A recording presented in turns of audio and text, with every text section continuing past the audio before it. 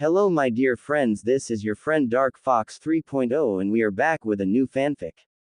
What if Naruto fell in love with FEM GAARA? A love that changed everything part 1. And now let's start the fanfic. Sakura struggled to control the tremors racking her body as she defensively hovered over her unconscious teammates. The situation was dire, and it was bound to become legitimately unenviable within the next 5 minutes. Team 7, less a team than a sickbay by this point, was cornered in the forest of death by a group of sound genin. One had a face covered in bandages, was clearly male, and was quite short, and the other two were fairly standard in appearance. I can't stop them. Even one of them would be too much, Sakura lamented as she tightened her grip on the kunai in her left hand. The only female of the opposing team then stepped forward and grinned. Before Sakura could move to react, the sound kunoichi's hands flashed out in front of her and sent a storm of senbon needles flying in the pink-haired girl's direction. The senbon buried themselves in Sakura's arms, legs, and the sides of her abdomen. The pain elicited a shrill cry of pain from the Konoha genin. Oh, we've got a screamer. Cute. The cruel kunoichi sneered as Sakura gingerly picked the needles out of her skin. A moment after the cold jeer had reached her ears, Sakura was peppered with more needles. While she screamed, one of the sound kunoichi's teammates sighed. You're taking this too slowly, Kin. Let's put her away now, the girl's teammate said. The kunoichi, apparently named Kin, sighed and stepped back to allow her comrade into the fray. Have fun, Zaku, she said.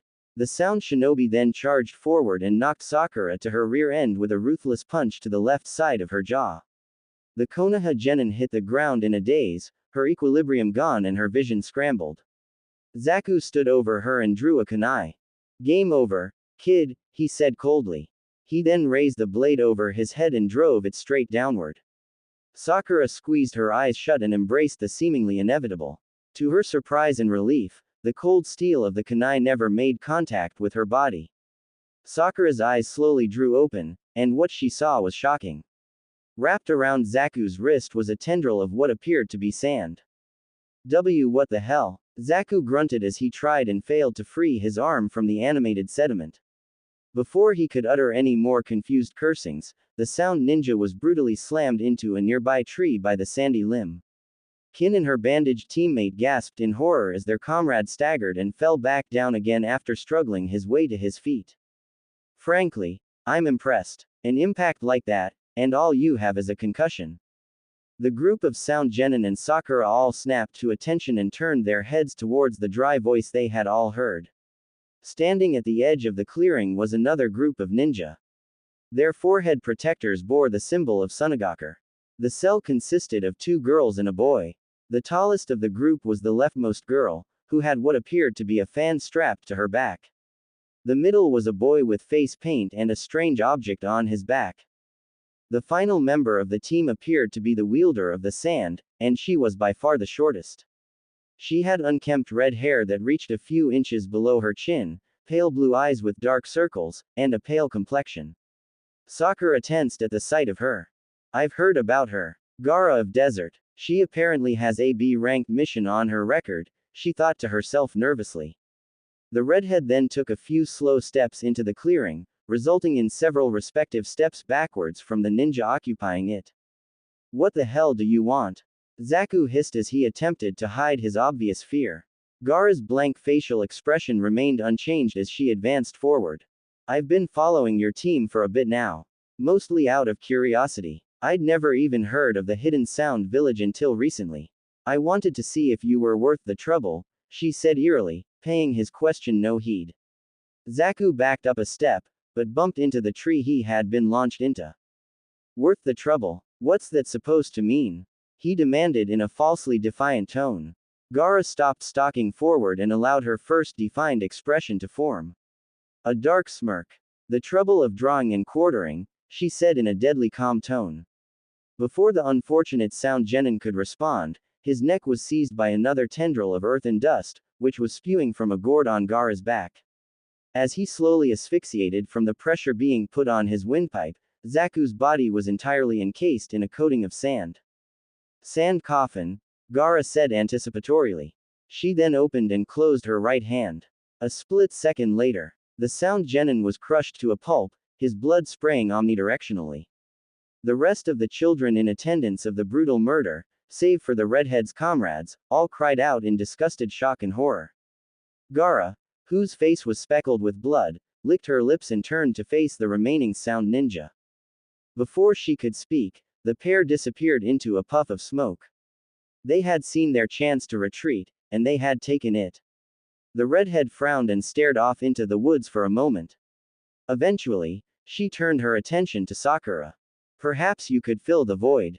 Naruto's eyes creaked open as his senses returned to him. His vision was fuzzy, his hearing was muffled, and he felt little sensation in his body. Despite his dulled sensory capabilities, he could still sense a commotion nearby. You'd do good to get on your feet. If you wish for your teammates' survival, that is an ancient voice suggested from the back of his mind. Naruto growled at the fox's voice, but took his advice and slowly rose to his feet. He scanned his surrounding area momentarily, quickly identifying the source of the disturbance that had awakened him from his forced slumber. Sakura. And who are they? He wondered as he watched his comrade rapidly retreat backwards away from a menacing, red-haired girl. Before he could get the chance to rack his brain for the answer, the redhead in question glanced in his direction. The moment they made eye contact, Naruto's blood ran cold. He recognized her, if barely. Despite the limited familiarity, the blonde couldn't pinpoint the source of his underlying fear. You can sense it, can't you? The fox asked as his host forced himself to take a step forward. Naruto clenched his jaw. Feel what? He asked. The demonic beast chuckled and began to retreat into the backmost corners of Naruto's mind. Just you wait and see, he said vaguely before disappearing completely.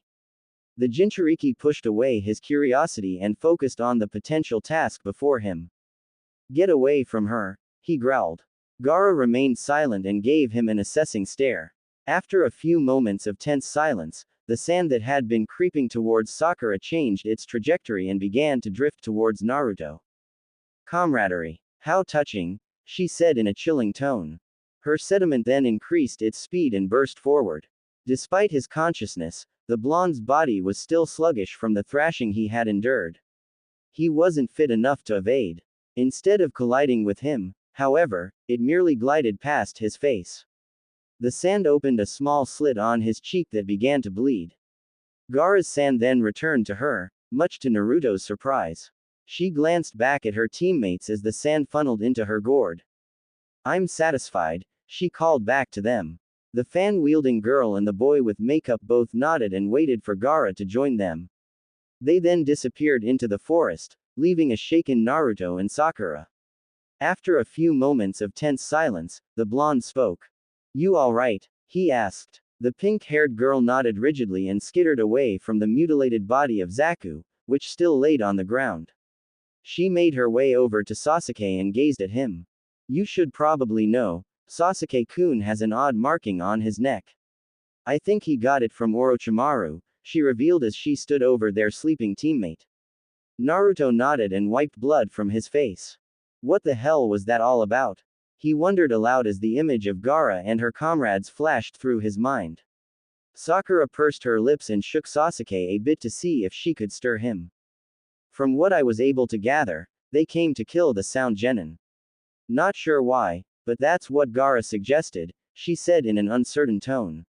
The blonde chewed his lip absently and sat down next to Sasuke. If that's the only reason, then that's really screwed up, he said. The teammates then lapsed into silence. For the next 5 minutes or so, nothing was said.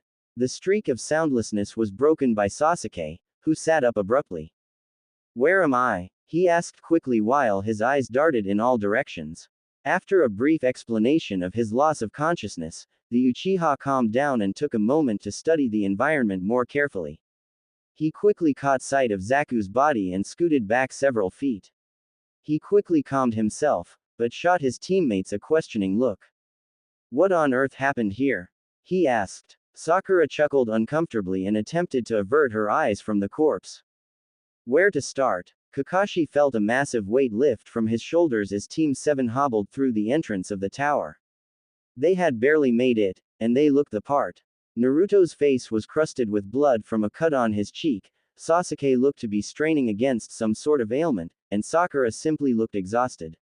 The Jonin quickly made his way to his team and looked them up and down. As he had previously observed, they were in rough shape. I already know what happened to you all out in the forest, so don't waste your breath. Get some rest, he ordered them. The children were then directed away by Ibiki, who had been standing nearby.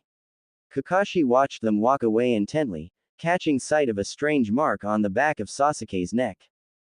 Don't waste your energy wondering about it. You definitely need to be worried, Anko, who had suddenly appeared by his side, said bluntly. The silver-haired ninja frowned and eyed the woman, ignoring the fact that she had seemingly read his mind. You know something? He asked. Anko nodded and pulled down her shirt to reveal her collarbone, where an identical marking to Sasuke's was. Kakashi's eyes widened. When and where? He asked. The enigmatic Kunoichi sighed and stretched her back out to relieve herself of stiffness. Orochimaru and I have some history that I'd rather not get into. Let's just say that the mark isn't a good thing. Not in the least. If you know anything about Fuinjutsu, you should put it to use and seal that thing, she said. The copy ninja heeded her advice and made a mental note. What does the mark do? He asked curiously. Anko took a few seconds to come up with an appropriate explanation. It acts as a superficial boost in power, a damn good one in the case of the one Sasuke and I have. Problem is, it kind of drives you insane, she explained. Kakashi furrowed his eyebrows and motioned for her to elaborate further. It becomes like a drug. The more you use it, the more dependent on it you become. Both mentally and physically. Beyond that, it seems to draw you to the creator of the seal, that being Orochimaru in this case, she said. The silver-haired Jonin pondered the information. I think I'm going to go ahead and take your advice, he said, beginning to walk away after his team as he spoke. Anko nodded and produced a kunai to file her nails with.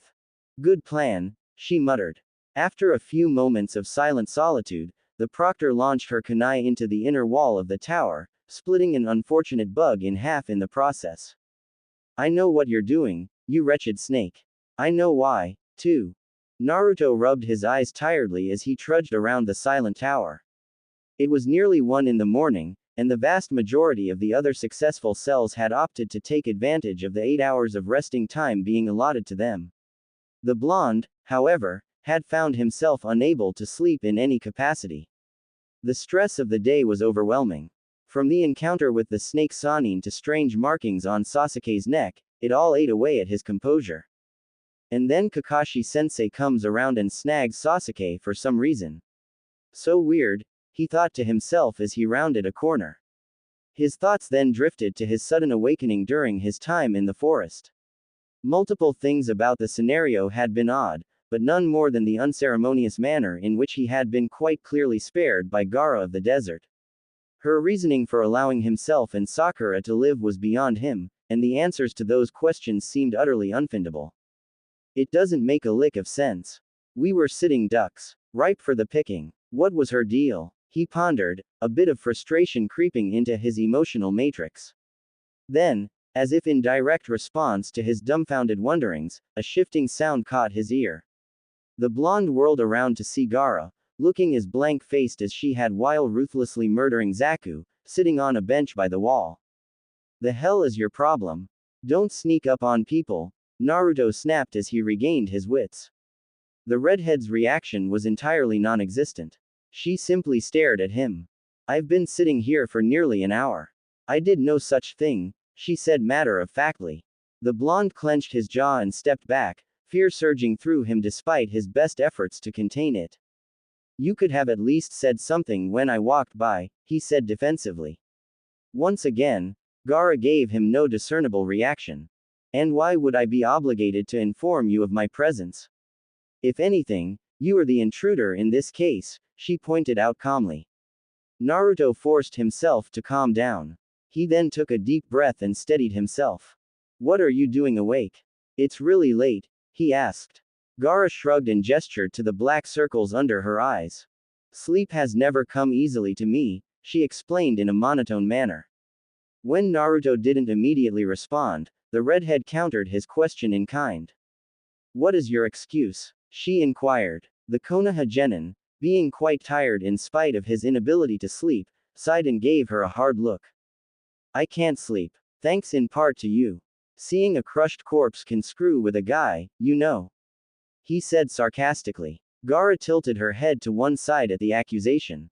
I thought that killing was relatively clean. I was quite proud of it, actually, she said, sounding almost disappointed by Naruto's description of the corpse.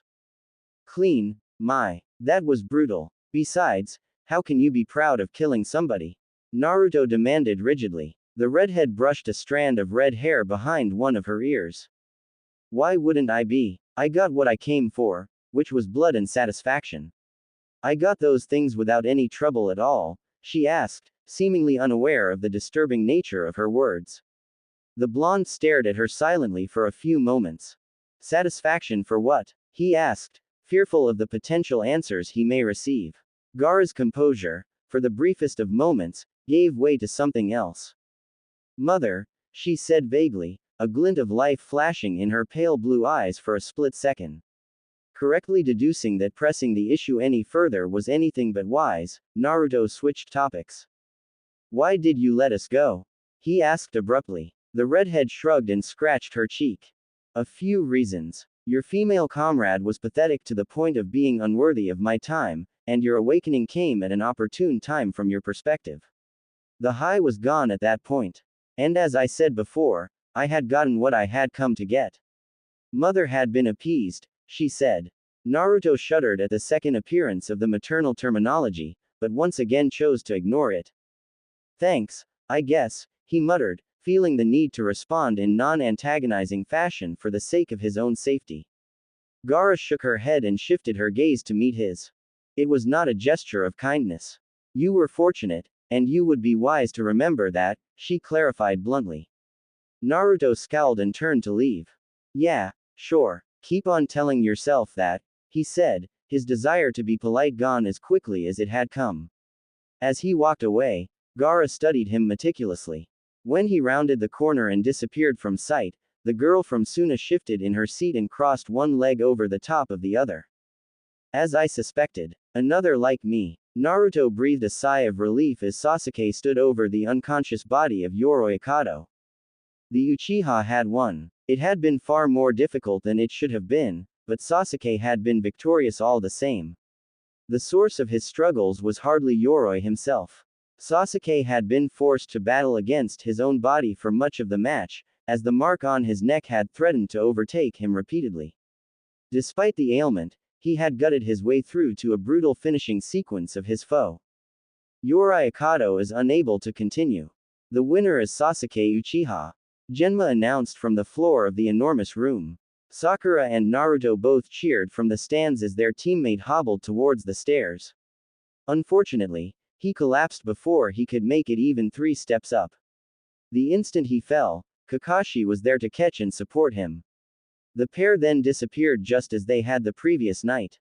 What was all that about? Sakura wondered aloud. Naruto frowned and drummed his fingers on the railing of the observation deck. The mark on his neck. Kakashi-sensei took him away last night to deal with it, but I think Sasuke convinced him to leave it be. Seems like that was a mistake, he hypothesized. There was then a brief intermission as Yoroi's unconscious form was carried from the makeshift battlefield. In that time, Naruto's mind wandered. This whole thing is meant to be stressful, that's the point, but man, this has been brutal. They wake us up at 6 in the morning, drag us in here, and then start drawing names, he thought to himself tiredly. A look at the genin around him revealed a similar sentiment towards the rigorous schedule of the exam. They were all weary, with a variety of cuts and bruises on their faces. Except one. Gaara stood off in the far right corner of the observation deck without a mark on her face, save for the black circles under her eyes. The blonde narrowed his eyes as he studied the redhead. She was certainly disheveled looking, as her hair was unkempt and she wore no makeup, but there was a connectedness about her entire demeanor and appearance. As though everything were in its place. Perhaps it was the easy composure with which she assessed the world around her, or the ruthlessness she was capable of unveiling at the drop of a hat, but GAARA of the desert utterly terrified Naruto. Luckily for the Jinchuriki of Konoha, the intermission ended before he could fall further into the trance of deciphering the puzzle of the Sand Kunoichi. Listen up, all of you. There's been a change in how these preliminary matches are going to work. For one of you, at least, Genma said loudly, catching the attention of the group of genin in an instant. Once it was clear that he was the center of focus, the proctor elaborated. We've ended up with an odd number of contestants, which means that one of you is left out in the cold without a dance partner. To solve that problem, we've decided that one of you is going to have the privilege of fighting twice, he explained, eliciting an uncomfortable shift from the group of young ninja. Take a look up at the board, Genma ordered. The genin did as they were told and turned their attention to the large randomizer on the wall, which was spinning rapidly. After a few moments, it stopped. Oh god damn it! Naruto cursed as his name and picture flashed on the dim screen. Genma chuckled and shot the blonde a look of veiled sympathy. Lucky you, Naruto. You get to fight twice, he announced. The Jinchuriki grumbled a bit before asking a pertinent question. What if I lose my first fight? He asked pointedly. The proctor shrugged his shoulders and yawned. You get another shot in the form of your second fight. That's your incentive for doing this, though there are still risks. If you win both fights, you move on without consequence. If you lose your first and win your second, you still move on. But, if you win your first and lose your second, you don't move on, he explained. The blonde thought for a moment, eventually coming to the conclusion that the terms were reasonable. Fine. Now let's get on with this, he said impatiently. Genma nodded and signaled for the board to randomize itself again. The first pair of names to appear were Kankuro of the Desert and Masumi Tsurugi. The match ended fairly quickly, with Kankuro, who was a puppeteer, brutalizing the unfortunate genin with a savage display of puppeting prowess. The next match was a tad more interesting, with Sakura and Ino battering each other to a draw. That was messy, Naruto muttered as both girls were carried up the stairs by medical staff. Neither had sustained major damage, other than a minor concussion in both their cases. Without waiting for either girl to awaken, Genma set the board again. This time, the names that appeared were Temari of the Desert and Tenten. She's one of the people who was with GAARA in the forest, Naruto thought to himself as the combatants made their way down the stairs and towards Genma to receive their instructions. The blonde then briefly recalled the brutality with which Kankuro, another member of the Sand Village's cell, ended his foe's prospects of becoming a chunin and shuddered. Before he could ponder the incoming savagery any further, Genma ordered the pair of kunoichi to assume their positions to begin the match. Now, if you're both ready, you may begin. The proctor yelled.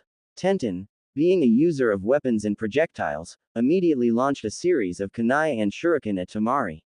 Despite the maelstrom of weaponry flying in her direction, the Sand Kunoichi did not move from her spot. Instead, she simply flicked open the fan on her back for a split second. Somehow, the subtle movement sent all of the projectiles flying in the opposite direction. Tenten was able to avoid the reflected kunai, but the evasive maneuver had forced her backwards several feet. How's she doing that? Naruto wondered to himself as Temari deflected another barrage of projectiles with one simple twitch of her fan. After another 5 minutes of effortless defensive goading from Temari, Naruto got his answer. Seemingly bored of playing with her food, the fan wielder fully opened her fan for the first time. She then whipped it around and launched a massive wave of serrated wind at her opponent. The miniature hurricane instantly ripped Tenten from the ground and suspended her high up in the air. A collective gasp of awe, and even a bit of horror, was drawn from the observing genin as Temari's wind mercilessly tore into Tenten's body. Cuts were appearing on her body with a quickness as she was strung up in the air against her will, and the wind didn't seem close to subsiding. After an uncomfortable stretch of what essentially amounted to extended torture, Temari's wind jutsu fizzled out. Tenten dropped from the air towards the ground at alarming speed, seemingly bound to be splattered on the stone flooring. She's going to die, Naruto thought urgently. Just as the thought crossed his mind, Tenten was prevented from hitting the floor by Temari, although in incredibly cruel and brutal fashion. Instead of opting to let her foe fall to the ground, the sand kunoichi closed her steel fan and stuck it out in front of her. Tenten then landed on the butt of the metal fan back first with a sickening thud. Tamari then tossed her unconscious body away. Before the kunoichi's body could hit the floor, she was scooped up by Rock Lee, a teammate of hers. There was a brief trading of verbal barbs between the genin, but they were quickly broken up by Genma. Once the festivities were over, Tamari made her way up the stairs and swiftly returned to her team with a smug grin on her face. Naruto's hands curled into fists at the sight of her. Cruel bitch. You'll get yours someday, he thought to himself rigidly. As with his fearful assessment of GAARA, however, the blonde was afforded little time to ponder the ruthlessness of Tamari. The next matchup quickly appeared on the board and interrupted his thoughts. Shikamaru Nara will now face Kintsuchi. Genma announced loudly. Shikamaru, who was standing a few paces to Naruto's left, sighed heavily and shoved his hands in his pockets. The Nara then plodded dejectedly towards the stairs to participate in his match. Once both he and the sound kunoichi were before Genma, the proctor called for the match to begin. What ensued was a hilariously apathetic and tepid performance from Shikamaru in which he spent nearly 5 full minutes simply plucking needles out of his arms and legs before seeming to consciously decide to win. Once he did so, he linked his shadow to Kin's and forced her to slam the back of her head into the concrete wall of the room.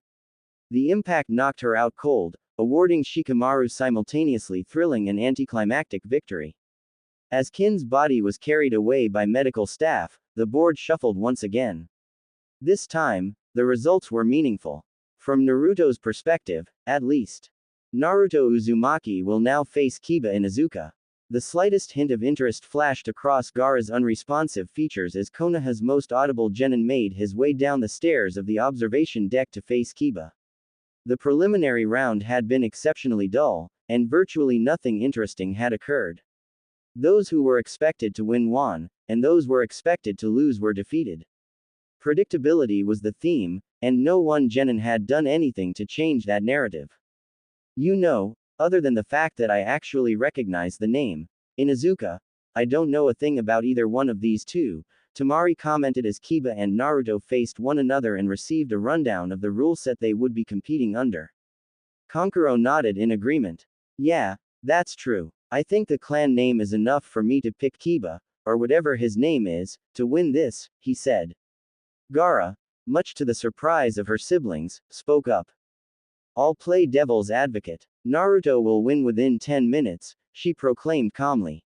Tamari raised an eyebrow at the prediction and gave her sister an odd look. What makes you say that?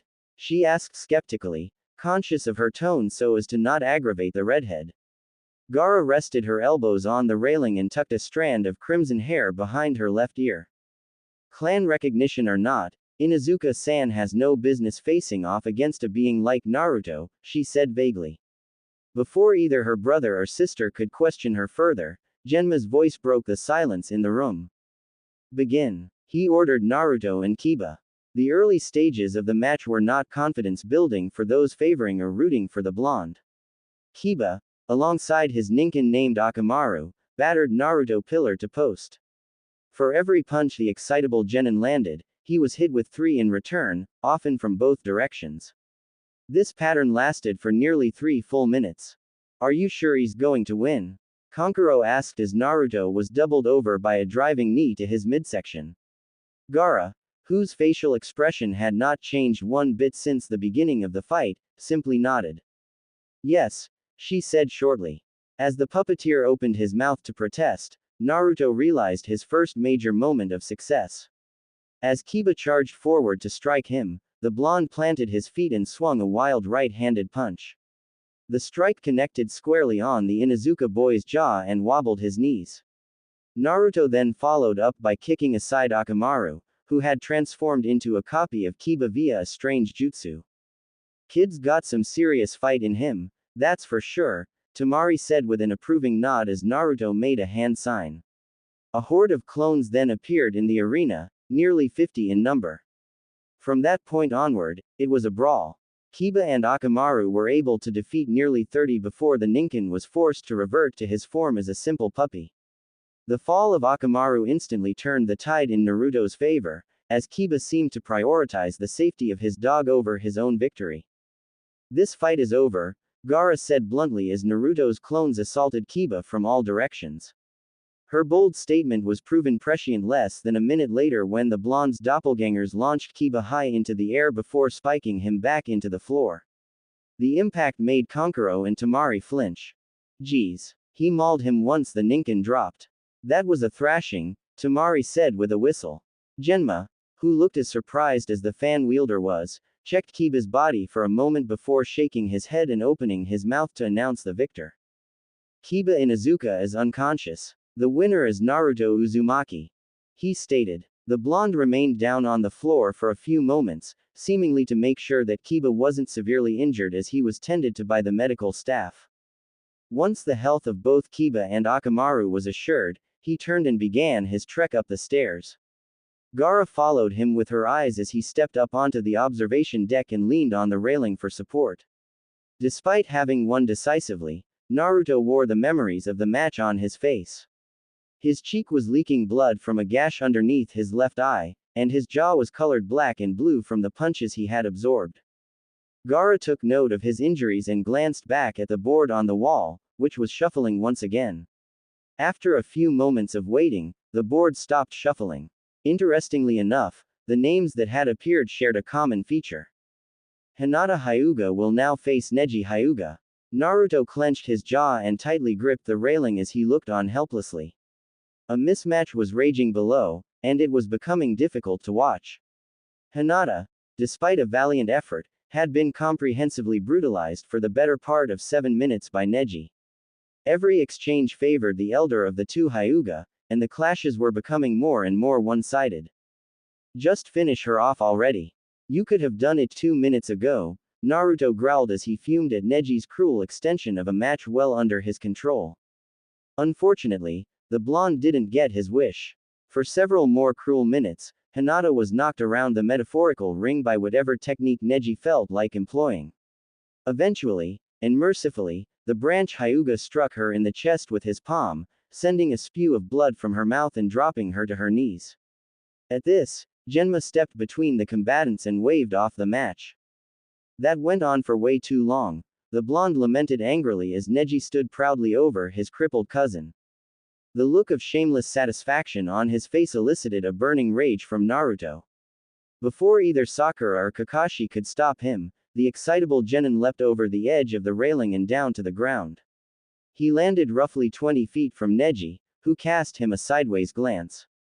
The boys stared at one another silently for several moments before the tense stretch of soundlessness was broken. Have something to say? The Hyuga asked confrontationally. Naruto took a step forward and narrowed his eyes.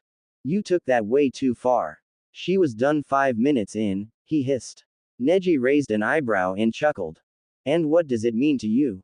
To my knowledge, the two of you haven't spoken before, he asked. The blonde shook his head and threw up his hands in frustration. It doesn't matter. That was cruel and uncalled for. I don't need to be close to her to have an issue with it. He yelled angrily. The Hyuga boy smirked insensitively. Well, unfortunately for you, there isn't a thing you can do about it. What's done is done, he said coldly before turning around and briskly walking away. The blonde stared him down as he walked up the stairs. Pompous, he thought to himself as he made his own way towards the stairs. Before returning to the observation deck, however, he briefly stopped in front of the barely conscious Hinata. You did a good job. Whether you think so or not, he assured her quietly before trudging up the stairs and rejoining his team. Kakashi put a hand on his shoulder and sighed. Don't let him get to you, Naruto. You'll get your chance, he said. The Jinchuriki shook the hand from his shoulder and wiped at his still bleeding cheek. Damn right I will, and when I do, he's going to wish he'd never been born, he said stiffly. The silver-haired Jonin pursed his lips and shifted his feet a bit. I know how you feel, kid. Gaara frowned as she struggled to process the event that had just occurred down below. Naruto had, according to the words the redhead had managed to hear clearly, argued in favor of a girl he had not once spoken to for any meaningful length of time. No personal connection, No incentive to intervene, nothing. After trying and failing to find answers to the questions swirling in her mind, Gaara sighed and gave up. I'll never understand it, she thought to herself in frustration. Her inner struggle was somewhat short-lived, as Genma cleared his throat immediately after the thought had crossed her mind. Alright, we're down to the last 2 matches. There are only 3 people who haven't fought yet, those being Gaara of the Desert, Rock Lee, and Shino Aburame. Whoever's name doesn't appear on the board for the next match will face Naruto. Got that? He asked the 3 ninja in question. Gaara, Shino, and Lee all gave a collective nod and looked to the randomizing board. The machine shuffled for around 15 seconds before settling on 2 names. Looks like you're up, Kankuro said to his sister as her name flashed on the board alongside Rock Lee's name. Gaara nodded and stretched. She then turned and began to walk towards the stairs. She, unlike Lee, who was somehow already present by Genma, walked slowly. Every step she took seemed to echo through the large stone room like a mountaineer's call in the hills. Her slow pace eventually brought her parallel to Naruto.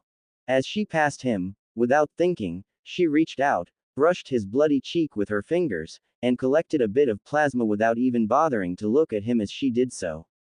She then sampled the blood on her fingertips with her tongue. The metallic taste caused a smirk to spread across her lips. You will be fed soon, mother. Naruto stared at Gaara wide-eyed as she licked his blood from her fingertips, her gaze still fixed straight ahead. The pressure of her hand on his face remained long after the contact had ended, and not for particularly positive reasons. The place she had touched felt as though it had iced over, and the rest of his body shuddered in response. What the hell? He sputtered as Gaara calmly made her way down the stairs. Disturbingly, she appeared to be smiling. Kakashi, who had witnessed the entire scene, shifted his feet around uncomfortably. Hard as it is, you need to ignore her. She's trying to, well, I'm not sure. Just keep your head, he said.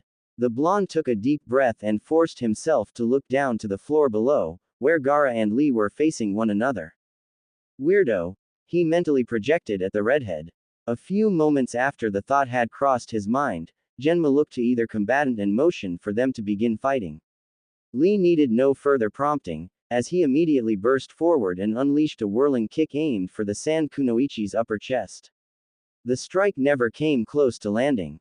That sand, it moved on its own, Sakura, who had recently awoken from her concussion-induced slumber, said in awe. Her observation was accurate, as Gaara's sand had indeed erupted from her gourd without a cue to defend her from the kick coming her way. Once Lee had been repelled several feet, the sediment began to float in an ever-shifting cloud around the redhead's body. What a peculiar jutsu, Kakashi commented as Lee tried and failed to pierce the sandy defenses of Gaara. Naruto furrowed his eyebrows at the sight of Lee's inability to contend with the sand.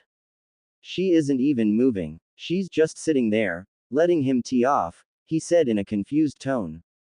Before either his teacher or his teammate could respond, another voice chimed in. That's because she doesn't need to move. Gaara can and might win this standing still, Kankuro, who had easily won his match earlier, said matter-of-factly. What gives you that idea? Sakura asked skeptically. The puppeteer smirked and leaned over the railing a bit as his sister sent Lee sprawling to the ground with the impact of her sand shield. I've seen her do it before, to more highly ranked ninja than this, Lee, guy. This won't last too long, he said confidently. Despite a strong desire to refute the statement, Naruto found that the evidence against such a counter-argument was mounting quickly in the arena below. Lee had absolutely nothing for Gaara. Every tactic, every approach, it was all countered and punished by the sand cloud of animated sand. She's going to slow down at some point. Moving around that much sand has to take a ton of chakra, Sakura argued. Kakashi sighed and shook his head in response to the rebuttal. His left eye was uncovered, and he was observing the match below. According to what my eye is showing me, that sand isn't linked to her chakra supply at all. I don't know how that's possible, but there's no disputing it. She won't be slowing down any time soon, he said grimly. Naruto wrung his hands and looked on helplessly as his fellow Konoha genin was ragdolled by Gaara. Come on, Lee. Find a way. he silently encouraged his comrade. His hopes were further dashed on the craggy shores of Gaara's overwhelming assault a moment later when the redhead flung the jumpsuit-wearing genin into the stone wall with a sickening thud. This may be it, Kakashi lamented as Lee struggled to his feet nursing what appeared to be a broken rib. Little did they know, Lee was far from beaten. Lee grimaced and staggered to his feet. He was tired, sore, and frustration was beginning to creep in. 5 minutes had passed since the commencement of his match with Gaara, and the leaf genin had done absolutely no damage. Every time he stepped forward to attack his foe, a wall of seemingly sentient sand would erect itself and protect the redhead from harm. Even more insultingly, Gaara had not moved from her starting position. She had simply stood in place and watched Lee fail to strike her repeatedly. I cannot hit her with the weights on. That much is clear. The question still remains whether or not that sand is set to one speed. It very well might speed up to match me, he thought to himself as he searched for a point of entry. After a moment of pointless analysis, Lee glanced up to the observation deck where Might Guy stood. There was a brief period of silent communication, and then Guy nodded. Lee promptly removed his leg sleeves and unbuckled the cumbersome training weights strapped to his ankles. Let's start fighting for real, he muttered, dropping the weights to the ground and cracking the stone as he spoke. Gaara raised an eyebrow at the impact of the weights with the ground, but remained calmly still. Taking the lack or a response as a cue, Lee burst forward and closed the gap between himself and Gaara. He led with a straight punch aimed for the center of her forehead, but was thrown off course ever so slightly by the redhead's sand. As a result, he missed by mere inches. Almost, Lee thought to himself with a grin as he faded out of the reach of Gaara's sand. After taking a moment to judge the distance once again, he blitzed forward to attack the redhead. This time, instead of charging in a straight line, Lee rapidly shifted his angle to begin his assault from the left. The maneuver worked brilliantly, as Lee was able to crack her cleanly across her jaw with a hard punch that turned her head and buckled her knees. The jumpsuit-wearing genin attempted to build on his success by following up with a kick aimed for her neck and head, but Gaara's sand was able to intercept the strike and toss him backwards. Lee easily landed on his feet with an encouraged smirk on his face. Victory was not an impossibility, and the path was now open. Now brimming with confidence, the leaf genin set out to strike again. He disappeared from sight momentarily, bewildering Gaara just enough to create a gap in her defenses. This time, instead of aiming for her head, Lee kicked out the redhead's legs and forced her to take a knee. As she attempted to regain her footing, the leaf genin drove a spearing knee into her midsection that doubled her over. Using her lowered posture to his advantage, Lee stood her up straight with a sweeping uppercut that snapped her head straight upward. He was then forced to exit close range, as Gaara's sand was quickly closing in. Lee took a moment to admire his handiwork once he was safely out of danger and smiled. The redhead was on unsteady legs, her jaw was bruised, and she appeared to still be short on breath from the knee to her solar plexus. You're not used to getting hit, are you? Lee observed. Gaara dusted herself off and rubbed the side of her face a bit. It doesn't matter. You'll be a blood-drained corpse soon enough, she said darkly. She then sent out her sand to capture the taijutsu specialist. Much to her frustration, Lee was far too fleet of foot to be caught. He easily sidestepped the linear path of the sand and promptly punished her for the attempt with a sharp punch that stiffened her legs and knocked her onto her rear end. You cannot beat me, Gaara. Prodigal child or not, you cannot usurp my hard work, Lee declared as the redhead watched her own blood drip into the palm of her hand from her nose. Despite the boldness of the statement, nothing but silence radiated from Gaara. Choosing to push his luck a bit further, the leaf genin spoke up again. Silence implies that you have nothing to say. Has your will been broken? He asked. Unlike his previous jab at her, these words elicited a reaction. At first, the silence continued, slowly but surely, however, the sound of an incessant giggle could be heard growing louder.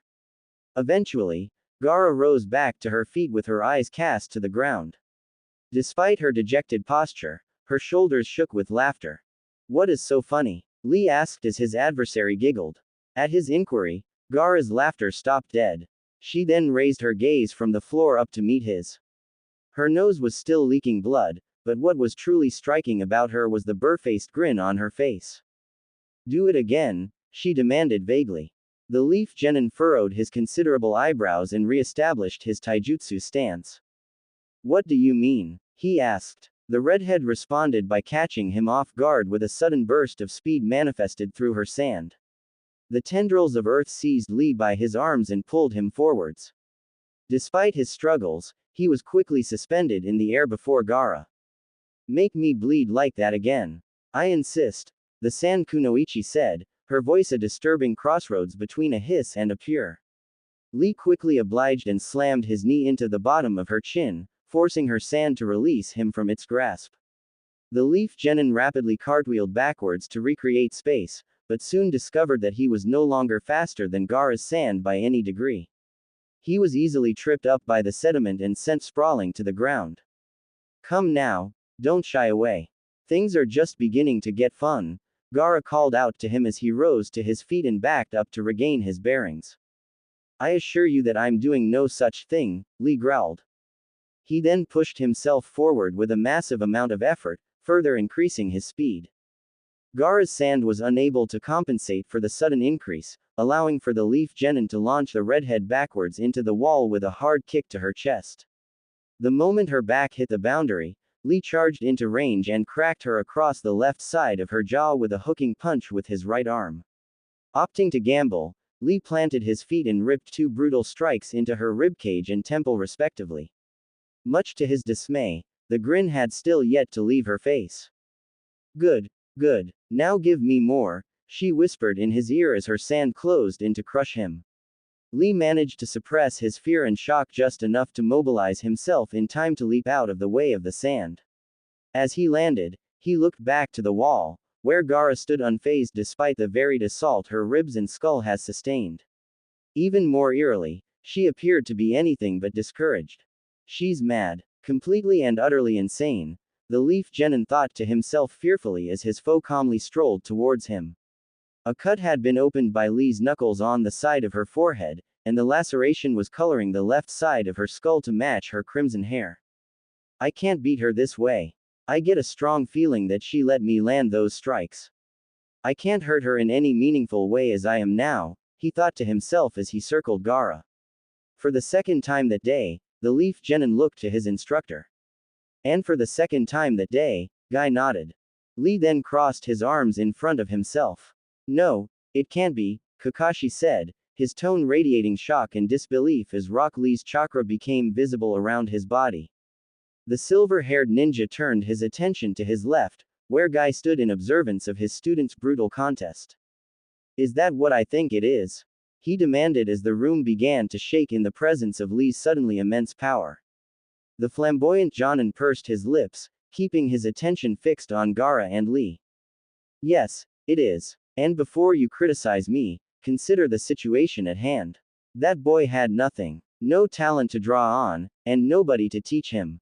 When he became my student, I vowed to make him competent, he said rigidly. Kakashi growled and jammed his finger down at the arena, where Lee had begun his renewed assault on the maddened San Kunoichi. A genin has no business using such a strenuous jutsu. It could kill him, he hissed. Guy's hands curled into fists as Lee brutally rocked GAARA's head from side to side with punches. He can take it. I know he can, he assured his old rival. The copy ninja took a deep breath and forced himself to return his attention to the match. What exactly has Lee done? He was losing a minute ago, and now he's beating her senseless, Sakura asked curiously. Kakashi revealed his left eye once again and focused it on Lee. He's utilizing the 8 gates formation. Our bodies have 8 separate limiters, or gates, that regulate the flow of chakra through our system. These limiters can be forced open with practice, allowing the user to gain an enormous amount of power temporarily. As of right now, Lee is only using one of the 8, he explained. Naruto and Sakura both looked on with wide eyes as their comrade tuned GAARA like an old clock. If this is what one gate does for you, what does opening all 8 do? Make you into some kinda god? Naruto asked. It was now Guy's turn to speak. Opening all 8 would grant even a genin like yourself power that rivals that of the 5 cage, if only for a short time. Unfortunately, doing such a thing will result in your death the moment the power wears off. Using even a single gate is incredibly dangerous for the uninitiated, he revealed. Kakashi glanced at his fellow Jonin. How many does Lee have access to as of right now? He asked. Guy held up all the fingers on a single hand. 5 gates, and it looks like he's preparing to open the second right now, he said. The silver-haired ninja shook his head and gripped the railing. This is madness. I can barely open the first without feeling sore the next day. How can a mere boy open 5? He muttered. A moment after the sentence left his mouth, the jumpsuit-wearing genin definitively released the second gate. Any fatigue he had begun to show mere seconds beforehand vanished. Lee then went on the attack, kicking GAARA straight up into the air. A primary lotus while using the second gate, Creative. Guy commented as his student battered the redhead further and further towards the ceiling. Once the pair had reached the upper boundary, Lee seized her from behind and corkscrewed them both downward at alarming speed. A split second later, he spiked her straight into the floor and leapt off to the side to avoid the impact. Hell yeah, that's gotta be it. Naruto cheered as the dust settled. Unfortunately, his and Guy's lively spirits were short-lived, as the body in the crater created by the impact dissolved into sand.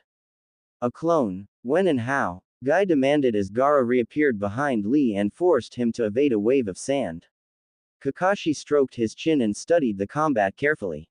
Lee missed at least one of those kicks on the way up towards the ceiling, probably due to the stress on his body. That girl is crafty, so I'm guessing that's when she did it, he theorized. You said something about Lee using that move while the second gate is open being unusual. Why is that out of the ordinary? Sakura asked. Guy nodded and flinched as his student was struck side-on by a condensed pillar of sand. Generally speaking, the first gate is all that is required to perform the primary lotus. You can do it from the second, but that's just a waste of energy in most cases, though the impact will be greater. If I had to guess, Lee skipped the first gate because he feels that this, GAARA, is too durable to be phased by the first gate. And, based upon what we've seen, he was probably right to do so, he extrapolated. A beat later, Lee backed up and lowered his stance once more. Is he going to push it even further? Kakashi breathed. Guy nodded his head solemnly and allowed his body to relax. Yes, it seems so. I don't know who that girl is, but she certainly isn't a normal genin. Anybody else in this room, even Neji, would be unconscious by now. Either that or dead, he said. Sakura shuddered as she recalled GAARA's brutal and ruthless murder of Zaku. She's anything but normal, she said tensely. A massive pulse of intense chakra then ripped through the room, signifying the conclusion of Lee's ascension. He's at 4 gates, Kakashi reported. Before any of the observers could react, Lee crushed the distance between himself and GAARA in an instant, breaking the sound barrier along the way. The redhead was then launched into the air as she had been once before. Then, an assault of monumental magnitude occurred in the airspace of the stone room. GAARA was bounced from wall to wall by Lee's fists and shins, with each impact more severe than the last. After a 30-second thrashing through the air, Lee released one final expulsion of chakra and prepared his ultimate strike. 5 gates. His body is ripping itself to pieces, Kakashi said with wide eyes. At those words, Lee unleashed the last of his body's tolerance into a violent punch to GAARA's gut. The redhead was sent soaring to the ground as Lee fell from his aerial post. GAARA's body was crushed into the floor and sent up a storm of dust and debris. There was then a stretch of tense silence as the obstructions cleared. What they saw was horrifying. GAARA stared up at the ceiling in a daze. The room was spinning, and her sense of direction was temporarily wrecked. After a few moments of reorientation, the redhead gasped for air and moved each of her limbs to make sure they were still intact. Much to her surprise and relief, none of them appeared to be broken. It took only a brief consideration for the Sand Kunoichi to decipher what the savior of her life had been. Pressed to her back was the remnants of her gourd, which had melted itself into a cushion of sand. The impact would have killed me, no question. How jarring, she thought apathetically. She then sat up straight and glanced to her left. It seems he wasn't so lucky. Oh well, all that remains is the satisfaction, she thought with a smirk. She then stood to her feet and began a slow, menacing walk towards the battered and broken Lee, who was struggling to rise to his feet. Well done. Well done indeed. You're the first since my father to batter me like that. Be proud of that feat, she complimented the Leaf Genin as he glared at her with lamentable malice. Instead of taking hold of him with her sand, GAARA opted to grip his throat directly. Once she had established a vice on his neck with her left hand, she ripped him off his feet and suspended him in the air. You've lost. Now, give me your tribute to mother, she said huskily. Lee's eyes widened with terror as he was thrown to the ground. The deranged redhead then sent her sand into action to crush him to a pulp. The sediment crashed into the floor where the beaten genin laid, cracking the tiles badly. Ah, such a beautiful carnage. GAARA purred to herself. Her satisfaction, however, was short-lived.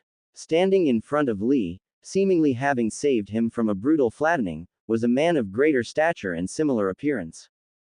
What are you doing here? This doesn't concern you, GAARA asked, her voice rife with irritation. The larger man shook his head and stood his ground. You had already beaten him. I will allow no senseless violence to occur. Especially regarding my own student, he said firmly. The Sand Kunoichi's eye twitched. Why save him? He failed you without a shadow of a doubt, she asked skeptically. The Jonin remained silent for a moment before speaking. Because he's my precious student, and I love him, he said bluntly. GAARA stared at him blankly, a cog in her mind long unoiled trying and failing to turn. You, what? She said in a dumbfounded tone. When she received no answer, the redhead clenched her jaw and turned her back to the pair of similar-looking shinobi. I'm done, she hissed, taking steps towards the stairs as she spoke. Before she could make it even halfway to the stairway, a collective gasp rippled through the observers. Suddenly feeling compelled to turn around, GAARA glanced over her shoulder. Lee was back on his feet, twitching with what appeared to be life. His body shook like a tree in the wind, and his skin seemed thin as paper. What on earth? Why? How? GAARA thought to herself, a degree of creeping into her conscience for the first time in many years. After a few moments of confusion, it was discovered that Lee was, in fact, entirely knocked out despite his erect posture. At the revelation, GAARA relaxed and trudged her way up the stairs. Once she reached the observation deck, she made a slow walk for her siblings. Along the way, she stopped parallel to Naruto, who eyed her with abundantly obvious fear. Instead of reaching for his cheek as she had before, she put a hand on his shoulder and allowed a dark smile to creep across her lips. Thank you for your earlier donation, Naruto. Naruto spit blood out of his mouth as he marched Shino towards the stone wall. His head hurt, his reserves of chakra had been drained, and all he had left was his physical endurance. Shino's bugs, as it turned out, were capable of consuming chakra upon contact, and they had sucked the blonde nearly dry. The boys were deep into their prearranged match, and despite his compromised state, Naruto was pressing his advantage. Maybe I should have just let Kiba win. I probably wouldn't be as tired, he thought to himself as he snapped Shino's head back with a labored punch. The feeling of exhaustion was far from foreign to the Jinchuriki, meaning that he was more than capable of competing under such conditions. It appeared that Shino couldn't say the same. He's folding. I just need to keep pressuring. Just a little longer, Naruto urged himself, driving the point of his knee into the Abarame's forehead while pulling his head downward. The strike opened a large gash on Shino's forehead and buckled his knees, prompting the blonde to shove him backwards. Shino's back then hit the wall, signifying his dire situation positionally. Naruto grinned at the development. Checkmate, he said raggedly before crashing forward and collapsing the distance between them. He seized Shino by the back of his neck and used it as a lever to wreck him over and spear another knee into his abdomen. Still grasping his neck and head, Naruto slashed his fellow countryman across the nose and cheek with an elbow. The impact of the blonde's forearm and elbow ended up being the straw that broke the camel's back, as Shino melted down to a seated position against the wall. Naruto then struck him twice more before he was pulled away by Genma, who shook his head and waved his hands over the shades wearing Genin. Shino Aburame is unable to continue. Naruto Uzumaki advances, he announced to the observing Genin. Naruto heaved a sigh of relief and wiped blood from the reopened cut on his cheek. The match had been grueling, much more so than he had anticipated it would. Much of his difficulty could have been attributed to the damage he had sustained from Kiba, but regardless of that fact, Shino had come to fight. Thanks for the match, Shino, Naruto said to the concussed Genin.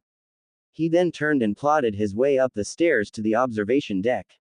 The moment he reached the platform, grabbed his shoulders to steady him.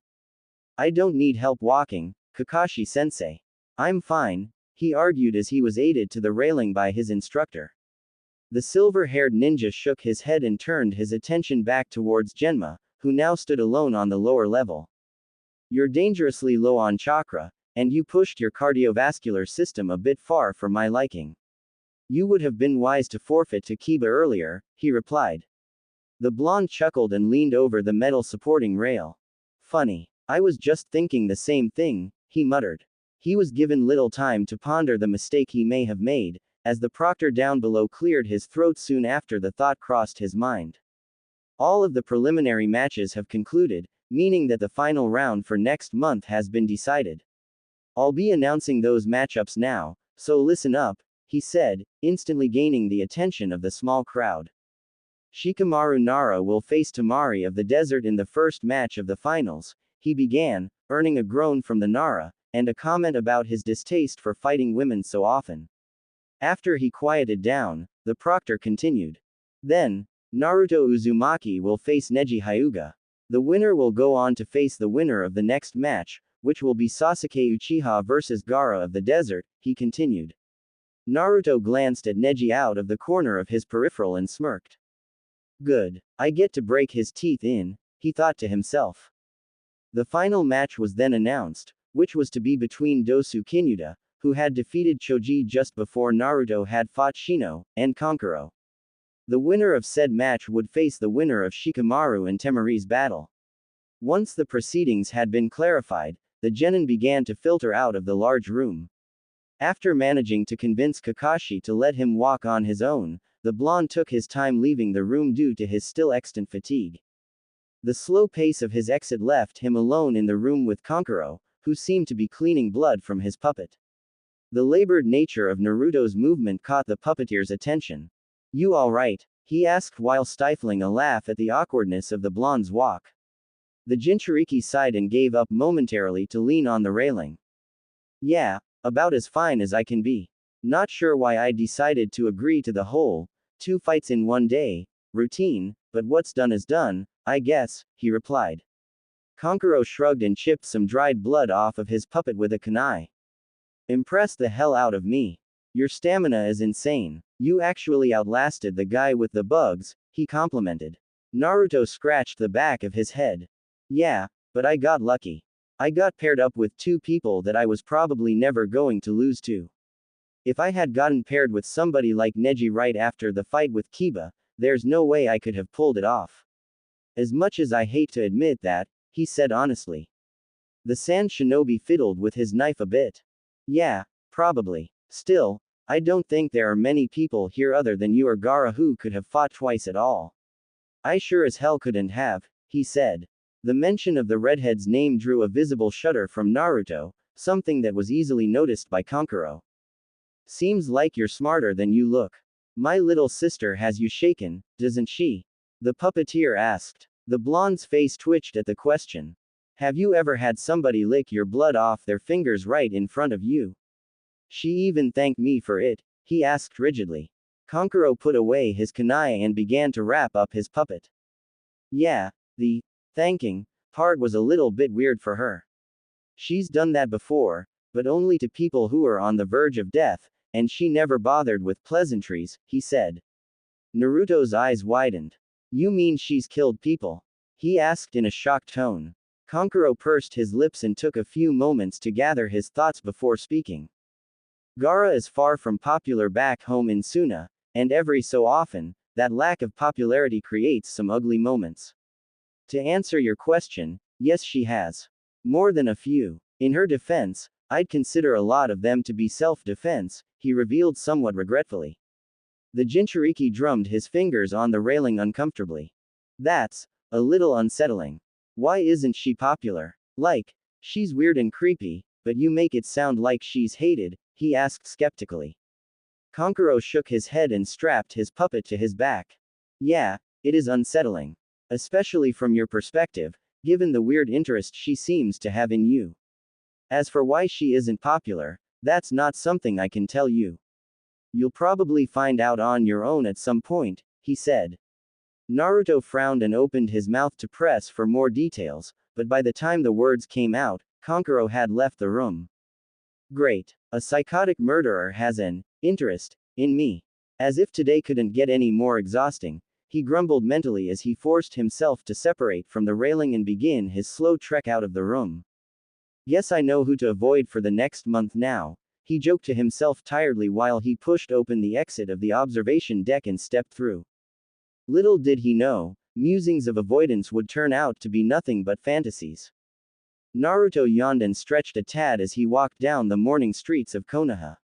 It was early, only 5:30, and the blonde had opted to put himself on a stricter schedule than usual in order to ready himself for the drilling he would be forced to endure in preparation for his match with Neji. Due to the lack of a properly risen sun, it was fairly cold, meaning that the walkways and streets were more or less unoccupied. It's drizzling. Of course, the blonde thought to himself, a degree of irritation sneaking into his subconscious at the feeling of chilling moisture against his skin. It had been roughly 2 days since the preliminary round of the Chunin exam, and Naruto had thought of little else but Neji Hyuga and what methods he would use to batter him. A smirk spread across the blonde's face as he visualized the arrogant Hyuga falling to his knees in the wake of a vicious and unrelenting defeat. That's gonna be fun, he thought to himself darkly. As he reveled in the potential possibilities, he rounded a corner and began to walk down a more secluded street. Given that it was still dark and rain-induced mist was fairly thick in the air, it took the blonde a bit too long to realize that he wasn't alone on the street. Completely detached from his surroundings for the moments, Naruto accidentally ran into another person, knocking them to the ground unintentionally. Oh geez, sorry about that. Are you? The blonde began as extended a hand down to the person he had bowled over. His words froze in his mouth when he recognized the person he was offering assistance to. Seated on her rear end with a characteristically blank look on her face was GAARA, whose face and hair were soaked with the morning drizzle. Good morning, she greeted simply. Feeling as though it would be rude not to assist her despite his fear, the blonde fully extended his hand down to her. Sorry about that, I wasn't paying attention, he stammered tensely. The redhead studied the hand intently, seemingly trying to decipher the meaning of its position in proximity to her. After a few moments, she stood up on her own unaided. You already apologized to me, she pointed out while dusting herself off. Naruto rapidly searched for an appropriate response, but came up empty-handed. There was then a stretch of silence. Just my luck. First it rains, then I run into her in an empty street, Naruto lamented as GAARA gazed at him apathetically. Eventually, he asked a question. Why are you up and out so early? He asked. The girl from Suna shrugged and slicked her hair back to better manage it. As I already told you, I don't sleep very much, and when I do, it's always short-lived. What about you? Why are you awake at this hour? She inquired. The blonde mentally kicked himself for forgetting their previous encounter in the tower. I'm trying to get into a routine for my match. Only so many hours in a day to use for work, you know. He said. GAARA gave him no discernible reaction other than an almost imperceptible nod. Yes, I suppose that makes sense. I've never been one to train or drill, so I wouldn't really know, she replied. She then thought for a moment, seemingly pondering something. Now that I think about it, I think I came out here to feel the rain. I live in the desert, so I rarely experience such weather. This is only my second time feeling it, she explained. Naruto took a few steps back to create space between them, as GAARA had not opted to back up at all when she stood to her feet. Yeah, that must be weird. To not have rain, I mean. It doesn't rain a ton here, only once every 2 months or so, he said. The sand kunoichi studied her bare arms and the raindrops that had collected on them. Rain is quite cold. Unlike the wind, though, it doesn't really irritate me. Strange, she mused aloud. The leaf genin furrowed his eyebrows at her tranquil demeanor and shockingly tame considerations. I guess you never know what a person is hiding, he thought to himself as he recalled Konkuro's confirmation of Gaara's status as a murderer. That unsettling thought opened the door for more memories of a similar category. Thank you for your earlier donation, Naruto. Naruto felt his blood run cold as the previously spoken words slithered through his mind. More than fear, however, the blonde felt a wave of curiosity and confusion washing over him as he looked upon the crimson-haired girl before him. How is she so calm? She was screaming for Lee's blood less than 2 days ago, and now she's all starstruck about the rain, he wondered to himself. How long have you been out here? He asked. Gaara turned her attention from the sky above back to him in response to his question. Around 3 hours. I was able to sleep for 30 minutes from about 2 to 2:30 this morning, so I had some extra energy, she said matter-of-factly. Naruto's eyes widened. It's like 40 degrees out, and you're wearing a short-sleeved shirt. Aren't you cold? He asked, dumbfounded by the prospect of a person simply walking about in such conditions with so little covering. The redhead shrugged. Temperature has never bothered me very much. I've lived in heat my whole life, and the cold numbs me, so I don't feel it. Are you bothered by the cold? She asked. Naruto nodded and pulled his jacket more tightly around himself. Yeah, I guess so. Not that I haven't gotten used to spending time in it, though. I get locked out sometimes, he said with a chuckle. The redhead showed a frown for the first time since their meeting that morning. If it's your home, how can you be locked out? Does your family dislike you? She asked. The leaf genin scratched the back of his head uncomfortably. I don't really have one, actually. My door is wonky, and it locks itself sometimes. Weird as that sounds, it's true, he said, trying to mask his discomfort with a humorous tone. For a brief moment, Gaara's face twisted into a defined expression. One of familiarity. It vanished as quickly as it came, hidden well by a flash of morning lightning. Ah, I understand. Perhaps you should replace the door, or fix it, she suggested. Naruto shook his head and patted his pockets symbolically. I'm a little short on money, so that probably won't happen for a while. Not that I mind. It always unlocks eventually, he admitted. Gaara assessed him carefully and stepped forward. You look extremely ragged. Your face is still bruised and cut, and your breathing pattern is erratic and choppy, she observed bluntly. Naruto immediately felt his fear resurface at her sudden interest in his injuries. He shifted his feet uncomfortably and glanced to his left, spotting a corner turning onto another street. Yeah, I guess so. I did fight twice during the prelims, so I don't think it's all that weird. Now, I know this is sudden, but I need to start my training, he said quickly before maneuvering around Gaara and making his way to the previously identified corner, around which he walked to disappear from sight. The girl from Suna watched him leave and tilted her head to one side, causing a strand of damp hair to stray down onto her forehead again. Did I say something unusual? Kakashi concealed his Sharingan once more and turned around to make his way to the opposite edge of the rooftop. The scene he had just witnessed had been an odd one by several metrics, but excessively interesting nonetheless. What a strange girl. Equal parts insane and completely naive. Weird mix of traits, he thought to himself in reference to Gaara, whom the silver-haired ninja had just finished watching converse with his blonde pupil. Despite the relatively short length of the conversation, much could be garnered from its contents. On the one hand, Naruto is utterly terrified of her, and with good reason. But on the other hand, I kind of feel like he's in a good deal less danger than somebody like Sasuke would be in the same situation.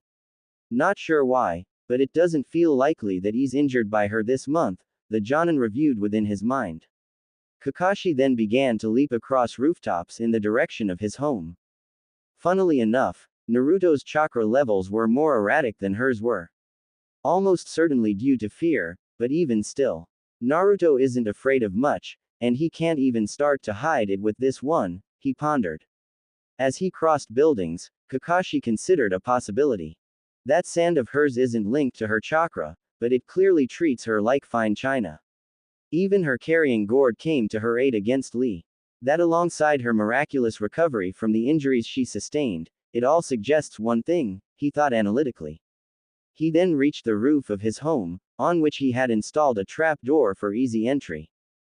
Once inside, he poured himself a glass of water from his faucet and sat down in a dining room chair. As he sipped the liquid, he completed his hypothesis. You may have, by pure coincidence, run into another one, Naruto. Naruto wiped sweat from his brow as he labored his way through the training grounds.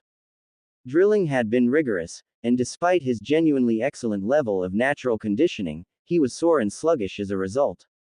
After some argument, the blonde had badgered Kakashi into splitting time between himself and Sasuke for instruction. It had been 4 days since the preliminary round, and 2 days since the arrangement of training schedules had been made. When he wasn't being critiqued and spared by the silver-haired ninja, Naruto was studying a book he had stolen from the library that pertained to the Gentle Fist. While the Leaf Genin certainly lacked nearly all of the technical skill of Neji Hyuga, knowledge of how to counter the general style and approach would prove useful when the time came. The weather was much more pleasant than it had been the past several days, as the sun was out and the breeze was light. Such weather was to be relished, because the month of October was to begin in 3 days' time. While the winter solstice wasn't set to occur until the 21st of December, winter-esque conditions tended to settle in several months early. I should buy a coat, Naruto thought to himself as he trekked on through the field. He then did a simple modicum of math, sighing at its conclusion. In a month or two, he thought to himself glumly. Quickly pushing away the depressing thoughts of finances, the Jinchuriki picked up the pace at which he was walking and exited the training grounds in their entirety. Despite the transition, there was still a fair distance between himself and his sector of Konoha, roughly 3 miles to be exact. The longer he walked, the more uneasy he began to feel. Eventually, after nearly a half-mile of travel, the blonde stopped in his tracks and glanced over his shoulder. What he saw drew a comical flinch and double take from Naruto. Standing 10 feet behind him, gourd strapped to her back, was GAARA. The genin engaged in a prolonged staring contest for a stretch of time before Naruto managed to find his voice. Were you following me? He asked nervously. The redhead nodded and gestured back towards the now distant training grounds. Yes, since you exited those fields. I was taking a walk, noticed you leaving, and decided to follow you, she explained in monotone fashion. The blonde opened his mouth to respond, but closed it again when he found that he had no response. At least she's upfront about it, he thought to himself, unsure of whether to be relieved or stressed to an even higher degree. The Jinchuriki then mustered up enough composure to ask another question. How did you follow me for so long without me noticing? He asked. GAARA simply shrugged and began to fiddle with a miniature cloud of sand she had conjured between her thumb and index finger. I matched my footsteps and breathing pattern to yours and made sure to tread quietly. That, and you aren't very observant, she said bluntly. Naruto immediately prickled at the jab. Oh, can it? I'm observant, he snapped defensively. The redhead, completely unfazed by the reply, simply stared at him blankly. In a sense, yes, but in another, absolutely not, she said vaguely. The blonde furrowed his eyebrows and gave her a questioning look. What the hell is that supposed to mean? He demanded. GAARA opted not to answer him immediately, prompting Naruto to sigh heavily and turn his back to her. God, you're so weird and aggravating. Just leave me alone, he grumbled, walking away as he spoke. He had gone no more than 20 steps before he glanced back over his shoulder again. I told you to leave me alone, he said, irritation audible in his voice as he glared at the odd girl trailing him. GAARA scratched her cheek boredly and continued walking forward despite Naruto having halted a moment previously. I know. I just don't care, she replied, stopping parallel to his right shoulder. Naruto glared at her further for a few seconds before conceding and resuming his walk. If you're going to bug anybody, it should be Sasuke. He's the person you're fighting, he pointed out tiredly. His unwanted companion shrugged her shoulders once again. Sasuke Uchiha is of no threat to me. I have no reason to waste my energy on somebody so pedestrian, she said. The Leaf Genin raised an eyebrow at the declaration and scoffed. You're gonna regret thinking that way when the finals roll around. He'll make you eat those words, he assured her confidently.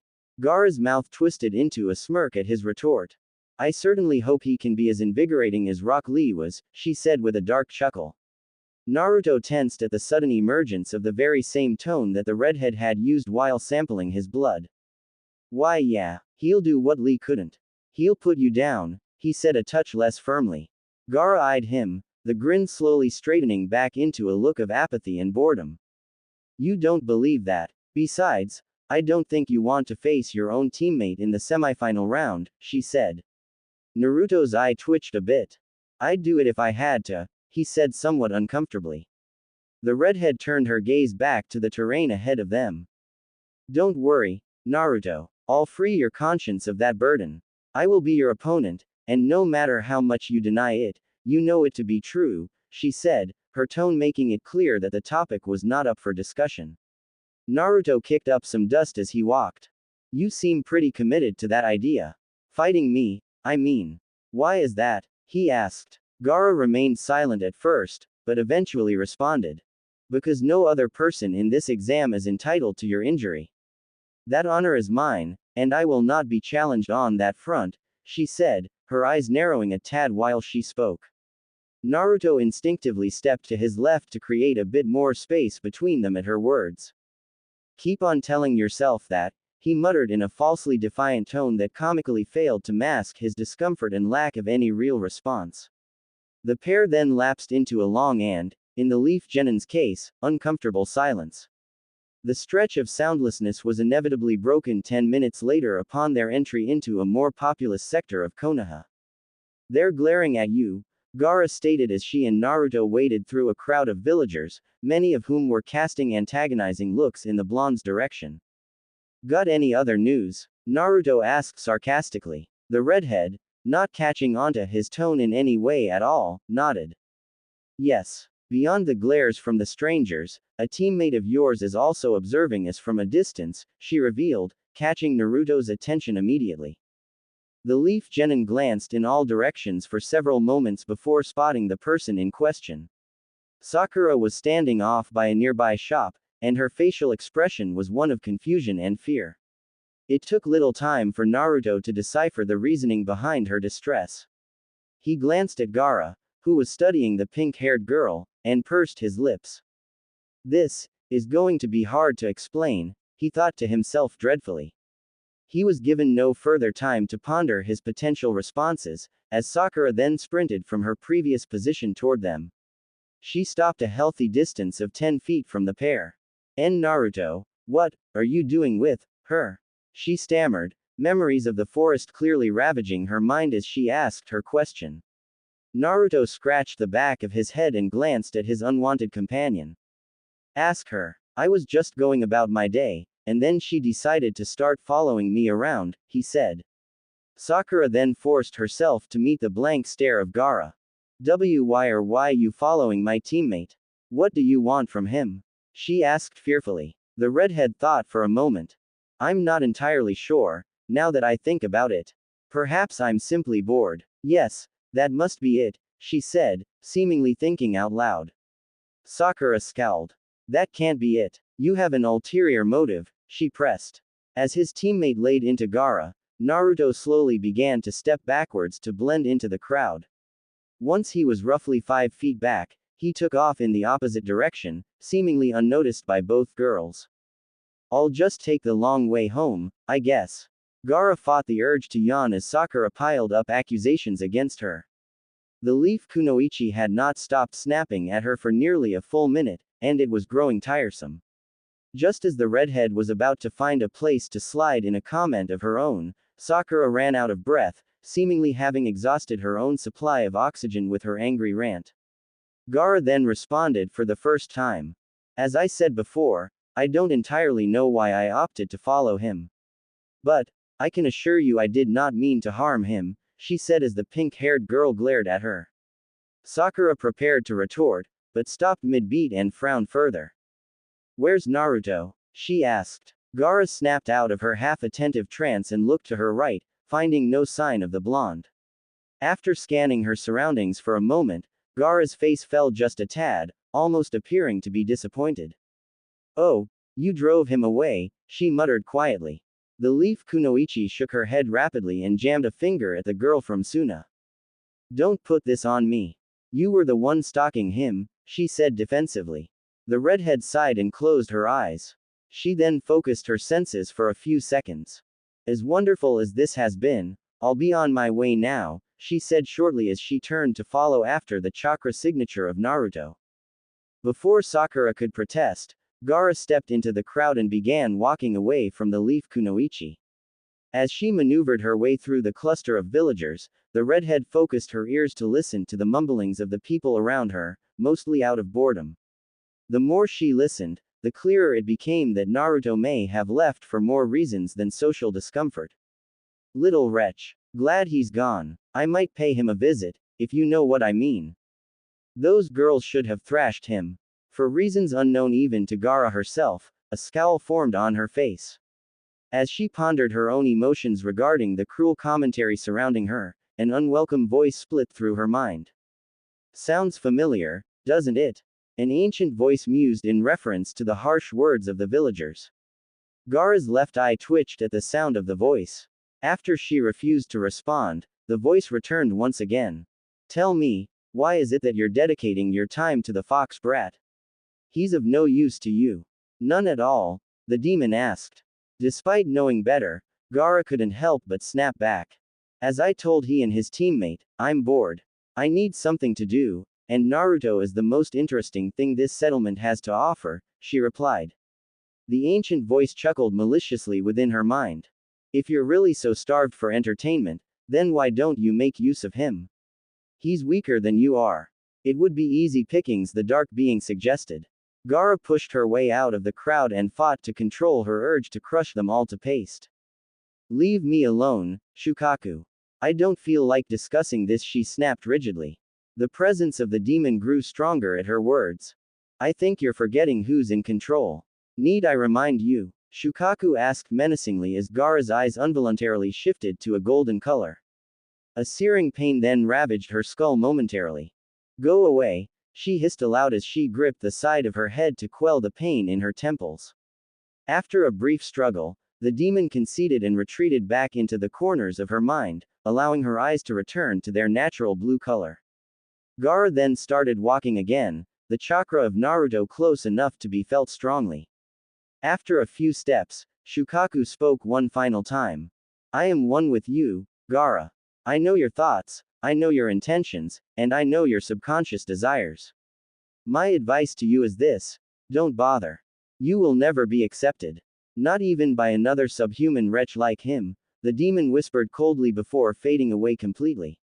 Outwardly unfazed, the redhead tucked a strand of crimson hair that had been blown into her face by the wind behind her left ear and continued her journey towards Naruto. Why must every country be windy? Naruto chewed the inside of his lip absently as he plodded up the stairs towards his modest apartment. His cunning escape from the awkward encounter with Sakura had gone smoothly, if not quietly.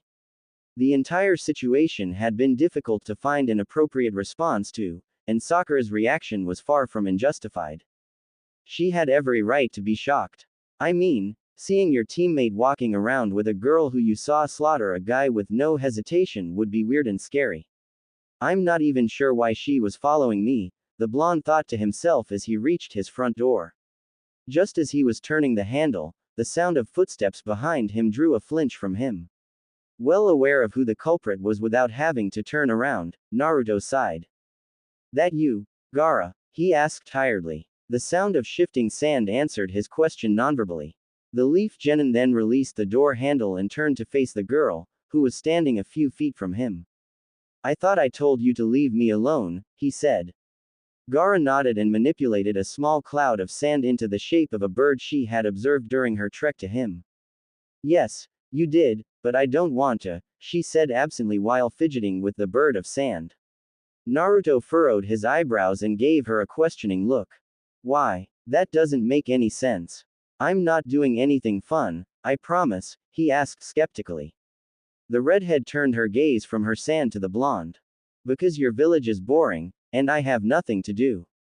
You're my only entertainment, she said, speaking as though it were the most painfully obvious thing in the world. Naruto scratched the back of his head. Go bother somebody else. I don't want to entertain you, he said bluntly. Gaara shook her head and took a firm step forward. You have no more to do than I do. I don't require anything more than you speaking to me, she said. The blonde turned back around and opened his door. I do, actually. I have some studying to do for the finals. I have a hard enough time concentrating to begin with, so I'd appreciate it if you'd be polite and leave me be, he clarified, stepping into his dwelling as he spoke. Before Gaara could respond, the Leaf Genin closed the door. After staring at the door for a few moments, the redhead sighed and sat down in front of it with her back pressed to the wood. She drew her knees up to her chin and stared at the opposite wall blankly. Study well, Naruto, she mumbled. For the next 10 minutes, no sound came from the apartment. As the minutes passed, hunger slowly nagged away at the girl from Suna. Perhaps I should return to the motel, she thought to herself. Just as she was about to begin rising to her feet, the feeling of pressure on the opposite side of the door caught her attention. I have a question, said Naruto's voice from within the apartment. Gaara immediately settled back into her seated position and pressed her back into the door, confirming the fact that the blonde's weight was pressed against the same spot on the opposite side. What would you like to know? She asked. There was then a pause. Once a minute had passed, the blonde spoke once again. What's up with your moods? Against Lee, you were screaming and moaning for his blood and all that. But now, you're so calm. You're still creepy, don't get me wrong, but you aren't flat out insane like you were. I guess what I'm trying to ask is, why do you change gears so quickly? He asked, seemingly nervous about the subject matter he was delving into. Gaara pondered his question for a moment. Well, I suppose it's because you and I have a lot in common, Naruto, she said vaguely. The Leaf Genin seemed to struggle with her response for a bit. What are you saying? He asked nervously. Gaara stared up at the ceiling and drummed her fingers on the wooden floorboards. You had a burden forced upon you without your consent, and so did I, she said. This statement seemed to fill in the gaps for the blonde, as his reaction was audible despite his efforts to suppress it. You're like me, he asked quietly. The redhead lowered her eyes back to the floor and began playing with a few strands of her hair. Unfortunately, yes, very much like you, Naruto, she replied sadly. Her stomach then rumbled, causing Gaara to cover her abdomen with her left hand and sigh. I'm going now. Forgive my intrusion, she muttered. As she rose to her feet, a surprising call came from within the apartment. Wait, stay where you are for a second, Naruto requested quickly. Greatly taken aback by the blonde's order, Gaara did as she was told and waited patiently. A few moments later, Naruto emerged from his dwelling and held out a hand. In his palm was a medium-sized rice ball. You sounded hungry, he said awkwardly. The redhead stared at the morsel of food wide-eyed for a stretch before gingerly taking hold of it with both hands. Naruto then backed up a step and reached for his door handle. I still can't talk to you. I have to read some stuff for my fight, so I'll see you later, he said in a rushed tone before closing the door, leaving Gaara alone in the hall for the second time. Gaara's eyes remained fixed on the door for a lengthy period of time before she took a small bite of the now cold rice ball. Thank you. Gaara pushed a strand of damp hair out of her eyes as she nibbled on a rice ball. It was raining for the second time in the 2 weeks that had passed since the preliminary round, and the redhead found herself enjoying it once again. As with the first time, the rain was frigid cold, with each drop feeling like liquefied ice hitting her skin. Beyond the cold, rainy nights drove the rest of the population indoors, leaving Gaara to herself in the streets. Silent, undisturbed, and peaceful. The redhead sighed in disappointment as she swallowed the final bite of her rice ball. It had been 4 days since Naruto had introduced her to the food, and she had developed a craving. Luckily, food was fairly cheap in Konoha, meaning that Gaara could easily acquire what she desired without exhausting the travel funds that had been provided to her by Suna. As the remnants of the food's flavor lingered on her tongue, the redhead's mind wandered back to her previous encounter with Naruto. You sounded hungry. The sentence had rattled around in her skull countless times since the evening on which she had heard it, and its implications still baffled Gaara greatly. Words of that nature had not been spoken to her in many, many years. Why would he offer me food? He has little himself, from what I've gathered, she wondered to herself. After pondering the question to little productivity, she changed her focus to another aspect of the conversation, one that had directly preceded the offer of sustenance. Naruto's reaction to the revelation that Gaara also bore the weight of being a Jinchuriki appeared to have altered his demeanor somewhat. Before the information had become known to him, the blonde had been openly fearful and wary Gaara, but upon learning of her status, he had taken a step to be something similar to kind. How puzzling. He feared me less after learning of my true nature. Although, familiarity can be a comfort in situations like ours, she pondered quizzically. Lightning then flashed across the night sky, drawing Gaara's eyes up to the moon, which was peeking through the rain clouds. The lunar celestial body shined brightly down on the sand kunoichi. The light caused her to squint and lower her eyes to the ground at her feet to avoid the brightness. It's been a few days since then. No contact whatsoever. Not that I haven't kept watch regardless, she reviewed mentally. For the next 5 minutes, Gaara sat in silence, her mind drawing a blank as she attempted to regain her usual apathy. Try as she might to purge it, a nagging feeling of attachment remained in the corners of her mind. Eventually, she gave up, allowing the feeling to take root. It was then that she began to shiver. Despite enjoying the low temperature of the rain, her body disagreed with her mind. It was icy, and her nervous system was making its displeasure known. Just as the Jinchuriki was preparing to rise to her feet from the bench and begin the long trek back to the hotel, the feeling of raindrops striking her skin ceased, causing her to frown and glance up from the damp ground. You really need to quit sitting in the rain. You'll get sick, Naruto, who was holding an umbrella over her head, said with a tired sigh. Gaara studied him with a puzzled look on her face. Given that I am set to face your teammate, shouldn't you be doing everything you can to facilitate my sickness? She asked. Naruto wiped rainwater out of his eyes and shrugged. Yeah, maybe, but even Sasuke would want it to be fair, he explained matter-of-factly. The redhead chuckled a bit at the response. Both you and he will come to regret that sentiment, but oh well. I am quite cold right now, so thank you, she said, eliciting an uncomfortable shift from Naruto with her underlying tone. Before he could respond, Gaara stood up from the bench, not bothering to wait for Naruto to step back while she did so. The result was the spacing between them being no more than 6 inches once Gaara had drawn herself up to her full height. The proximity caused Naruto to flinch and stumble backwards. He tripped over his own feet and fell to his rear end, umbrella and all. You could have warned me, he complained as he glared up at his fellow Jinchuriki. Gaara, for the first time in many years, cracked a non-threatening smile. I suppose this makes us even, doesn't it?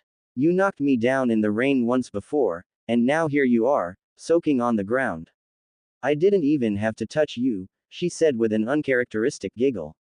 The blonde stared at her silently, dumbfounded by her sudden girlishness.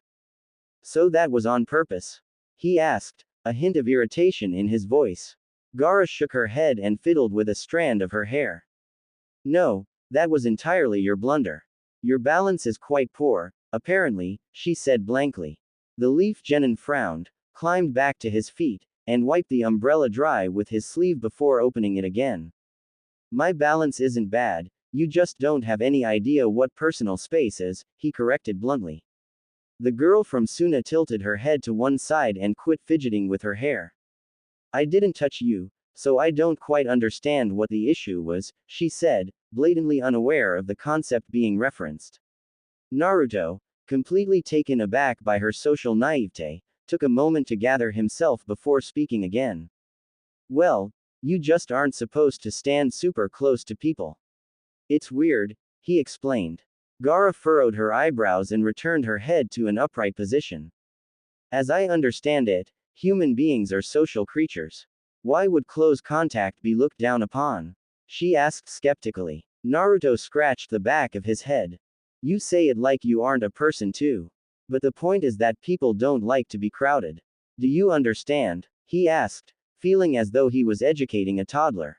The Sand Kunoichi looked on thoughtfully for a moment, eventually nodding. So, in other words, she began, taking a sudden step forward as she spoke to close the gap between them. This is too close, she inquired. The forward step had taken her right into Naruto's personal space, with her chest a mere 3 inches from his own. The blonde flinched, but was able to remain upright this time.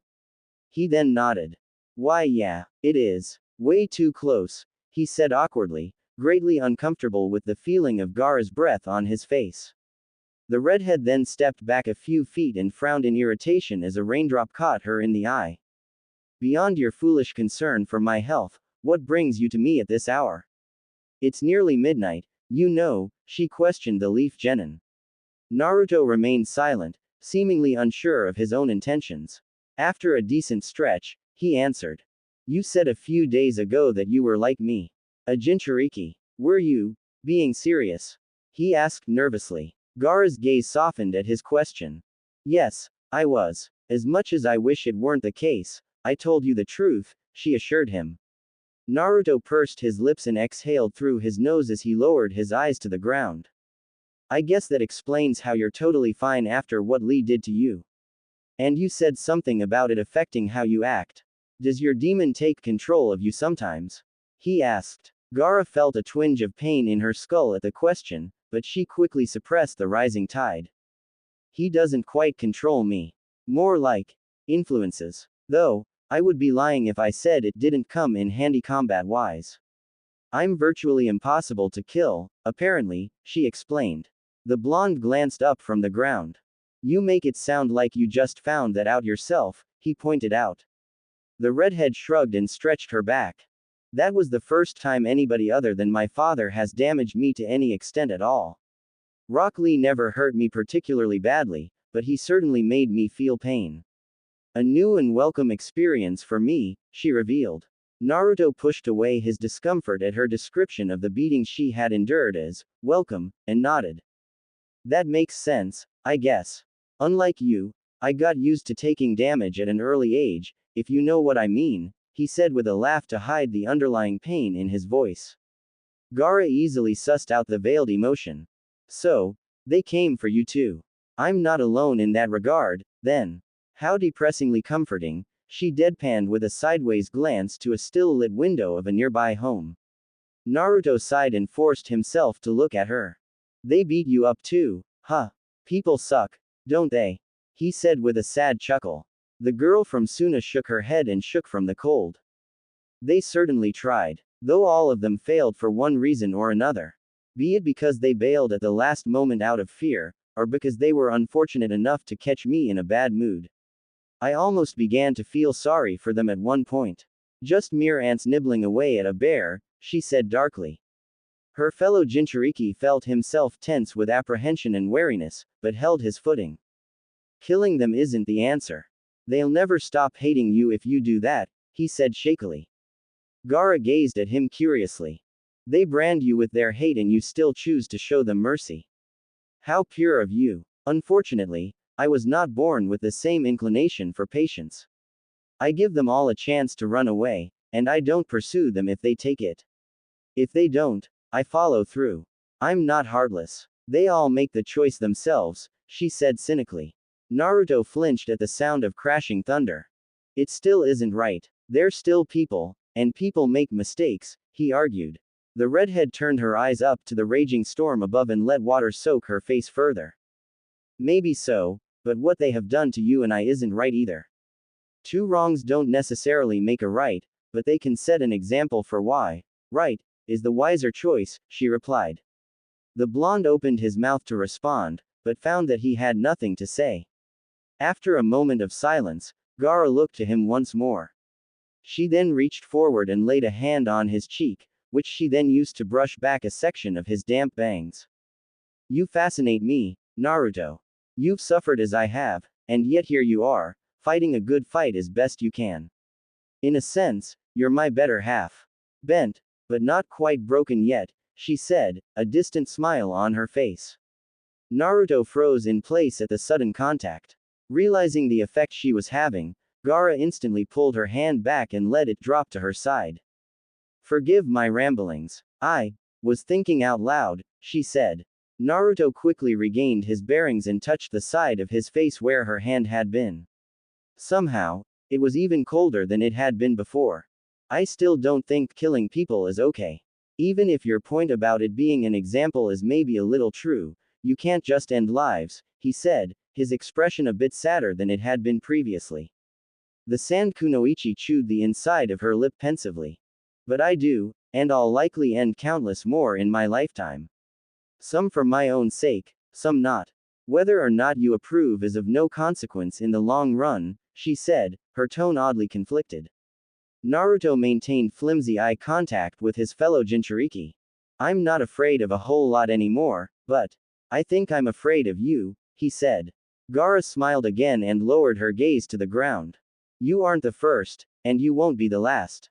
It says nothing poor about your bravery, she assured him. Another period of silence then reigned over the pair. After an uncomfortable stretch, Naruto held out the umbrella to her. I've gotta get some sleep. See you some other time, he said in a rushed, awkward tone as Gaara wordlessly took hold of the umbrella with a nod, her eyes not leaving the ground. As Naruto walked away, Gaara opened the umbrella and held it over her head to shield herself from the rain. Despite the cover, water still dripped down Gaara's cheeks. Unlike before, however, it came not from the sky, but from her eyes. Kakashi rubbed his eyes tiredly as he knocked on the door of the Hokage's office. It was late, nearly 2 in the morning, and the likelihood of the elderly Kage being conscious at such an hour was less than excellent. Despite the odds, the silver-haired ninja had opted to visit regardless. After another 10 seconds of knocking, a call came from within the room that permitted Kakashi to enter. Taking the prompt, the Jonin pushed the door open and stepped inside, closing the door behind him once he had fully entered. Thank you for having me, Hokage-sama, he said with a respectful bow as Hiruzen eyed him. Once his respects had been paid, Kakashi made his way to the old man's desk. I'm assuming you've a topic you'd like to discuss? The Hokage asked, gesturing for Kakashi to sit down in a chair near the desk. The Jonin quickly seated himself and nodded in confirmation. Yes, I do. It involves Naruto, he said, expecting to catch his superior's attention instantly. Defying his expectations, Hiruzen simply nodded and glanced at his crystal ball, which was sitting on the edge of his desk. How coincidental. I was observing him several minutes before you began to knock, he said. Kakashi leaned back in his chair and stretched. So I guess that means you know why I'm here. Quite a fascinating scene, wasn't it? He asked. The old man nodded in agreement and folded his hands atop his desk. Indeed it was. Though, I think, concerning, would be a more fitting adjective for what we just witnessed. That girl is greatly unsettling to me, he corrected. His subordinate drummed his fingers on his leg as he reviewed his knowledge of the foreign kunoichi. I can see why. Erratic mood swings, freakish power, and an odd fascination with Naruto. Sounds like a recipe to stress you the hell out, he joked dryly. Hiruzen managed a smile, but quickly replaced it with a frown. 2 of those aspects can be explained by her status as a Jinchuriki, but the third is what I'm struggling to grasp. Her fixation is difficult to ascertain the origin of, he pondered. Kakashi shrugged and adjusted his forehead protector. Seems pretty straightforward to me, honestly. She isn't used to people not running on sight, and Naruto is too naturally attuned to walking into the fire to back off when he should. She's captivated by his gall, he hypothesized. Hiruzen stroked his bearded chin and furrowed his eyebrows. A sound theory, but one that this most recent interaction very much puts on ice. This crystal ball cannot grant me the privilege of hearing conversations, but body language can tell you quite a lot. There was absolutely no aggression to be found in her. A bit of curiosity, which would support your statement, but as it all dragged on, she slowly became more and more reactive to his words and actions, he said analytically. The silver-haired ninja shifted a bit in his seat. That implies that what he was saying and doing was having a direct effect on her mood and temperament. Which could mean a myriad of different things, only some of which are good, he said. The Hokage sighed and stood up from his seat. He then turned around and looked out of the window behind his desk. I'm assuming you left before the conclusion of their encounter, correct? He asked. The Jonin nodded and motioned for his leader to continue. At one point during their final exchange, she reached out and touched the side of Naruto's face. She then said a few words and let her arm drop, he revealed. The Jonin scowled. It's possible she threatened him, he said. Hiruzen shook his head firmly and turned to face Kakashi before returning to his post behind his desk. No, I highly doubt it. I say that because just before he left, Naruto gave her his umbrella. If he had been threatened, he would have either ran or attacked her, not given her a gift, he said. The copy ninja produced a kunai and twirled it on his index finger. So, after seeing all of that, do you plan to take any action? He asked curiously. The Hokage chuckled and set his cage hat aside. No, not yet at least. It would be disingenuous of me to say that I'm not fascinated by it all to some degree. It's not often you have two Jinchuriki in one village simultaneously. Perhaps I'm cruel for wishing for it, but a battle between them in the final round would be an excellent way to unravel the deeper psychology at play, he said. Kakashi smirked and smoothly distributed his blade back into its pouch. If all goes well, Sasuke will prevent that from happening altogether. Naruto sighed and drew his knees up to his chin as a cold breeze blew across the roof of his apartment complex. The date was October the 10th, the day of the blonde's birth. 8 days remained in the month of training that had been afforded to the genin to train, and Naruto was weary from the relentlessly grueling drills he had been subjected to by Kakashi. Despite the difficulty of the task, the Jonin had done a sublime job of splitting time between his two finalists, dedicating an equal amount of time to each genin and honing them both differently. As something of a birthday present, Kakashi had shown the blonde a new technique. The jutsu involved the formation of a spiraling sphere of concentrated chakra, which would eventually produce a drilling effect. I think he called it Rasengan. Yeah, that's what it was. Seems like a good move to learn, Naruto thought to himself as he scratched the side of his face absently. The success of the day, unfortunately, did little to quell his discomfort and apprehensiveness. Generally speaking, the day of one's birth called for celebration. For glee and mass gatherings of grinning relatives. Naruto's birthday brought about none of those things. October 10th was a day of mourning, sadness, and regret. For it was the date on which the nine-tailed fox had raised the majority of Konoha to the ground. Thousands had died, and even more had been injured. Fractured families, broken bodies, and bitter tears defined Naruto's birthday, all three categories often directed at him when the day came. It hadn't taken the blonde very long to realize that the safest course of action on his birthday was to hide himself away, usually on the roof. The lock on his door had been faulty for years, and after a vicious break-in on his 8th birthday, Naruto had opted to abandon his apartment entirely on that single night every year. Initially, the act of hiding away brought Naruto copious amounts of depressive emotion, but given enough time, he became numb to the feeling. Now, he simply stared into the night sky. Waiting, pondering, perhaps even sleeping if he got lucky. He had never had the luxury of company for obvious reasons, and night was a painfully long stretch when sleep was an impossibility. Things tended to blend together eventually, but his senses always remained intact. Silence was far from a kind companion. Maybe I should just go back inside. If they break in, oh well. At least I'll have something to do, Naruto thought to himself tiredly, slowly mustering up the energy to rise to his feet and return to his dwelling place.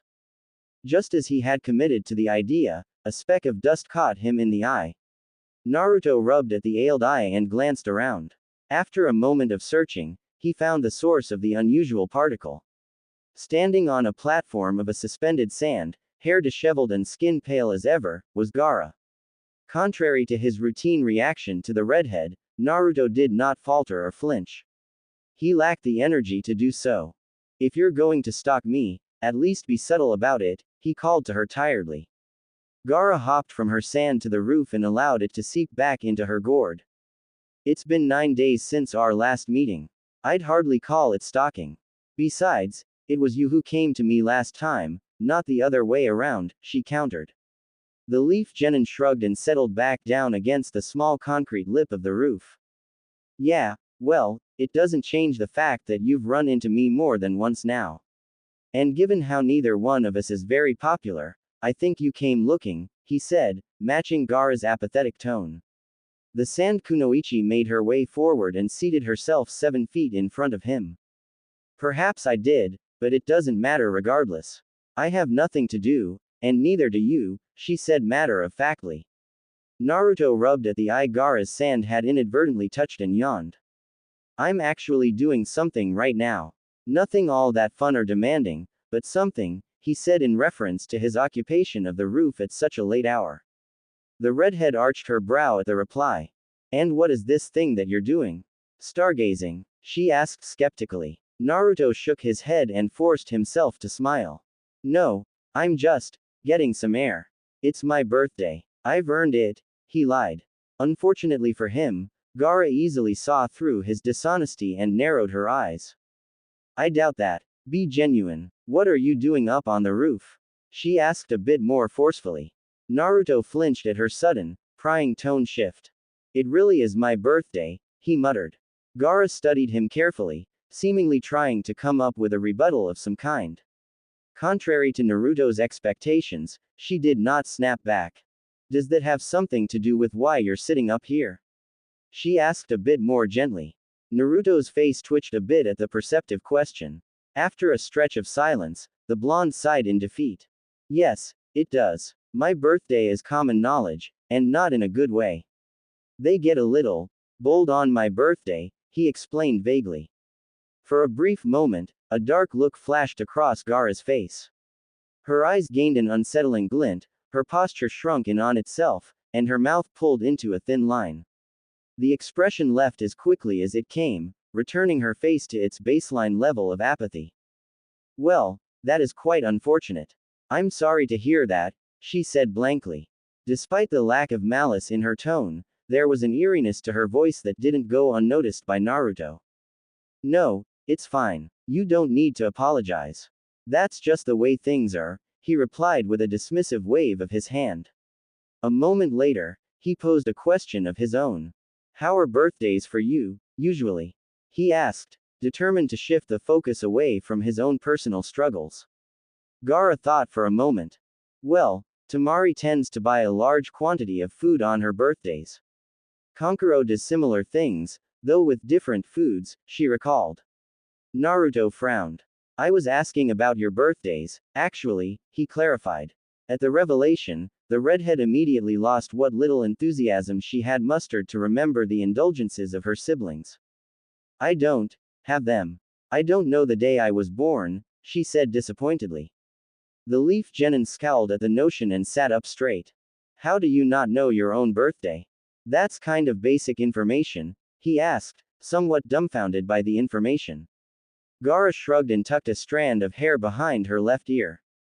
Maybe it is, but my father never saw fit to tell me, and my siblings don't seem to know either. It doesn't really matter either way.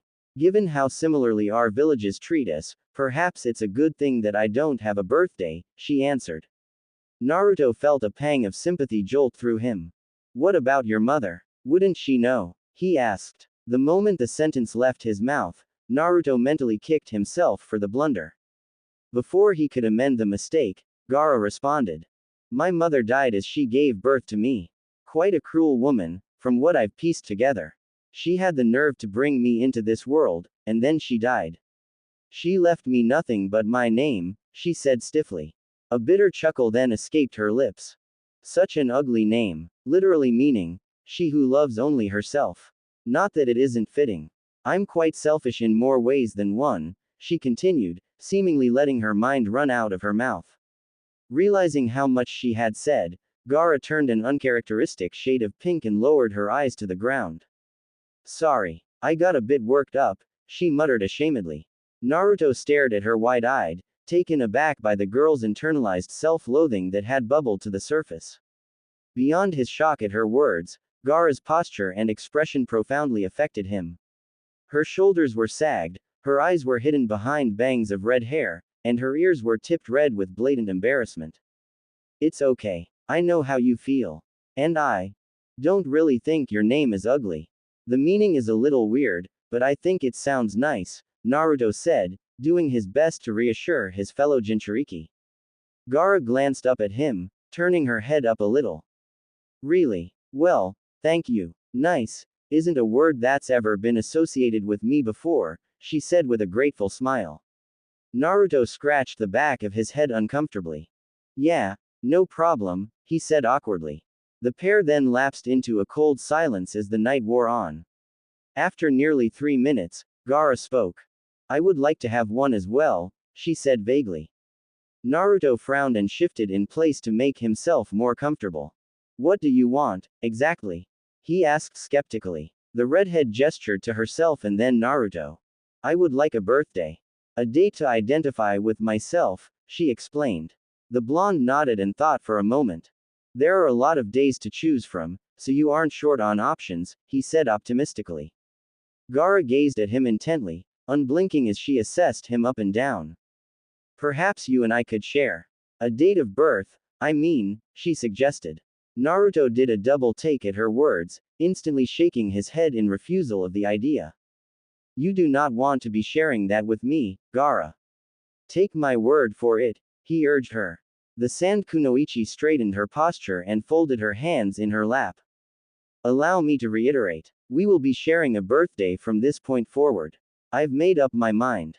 October 10th is my birthday, she said, her tone making it clear that her words were a statement of fact. Naruto looked on in confusion as he struggled to process. People died that day, and a village was almost destroyed, he pointed out. Gaara scooted a foot closer. Well, I'm a murderer, and if you think that I haven't destroyed a house or two in my time, you haven't been paying attention. Besides, I would rather share my birthday with you, somebody who has suffered as I have, than a random person, she said. Naruto internally winced at her nonchalant characterization of herself as a murderer, but still maintained his composure. As a result, he was still able to hear the near compliment. Thank you, I guess. I still don't agree with you wanting to share my birthday, but suit yourself, he said. Gaara shook her head and let an odd smile creep across her lips. Not your birthday, Naruto. She corrected, seemingly quite pleased with herself. A frigid wind then blew across the rooftop, causing both children to tense and shiver. The moment the wind died down, Gaara scuttled over to Naruto and pressed herself against him. The blonde scowled and tried to scoot away, but was unable to do so as Gaara seized his arm. What do you think you're doing? The Leaf Genin asked with irritation present in his voice.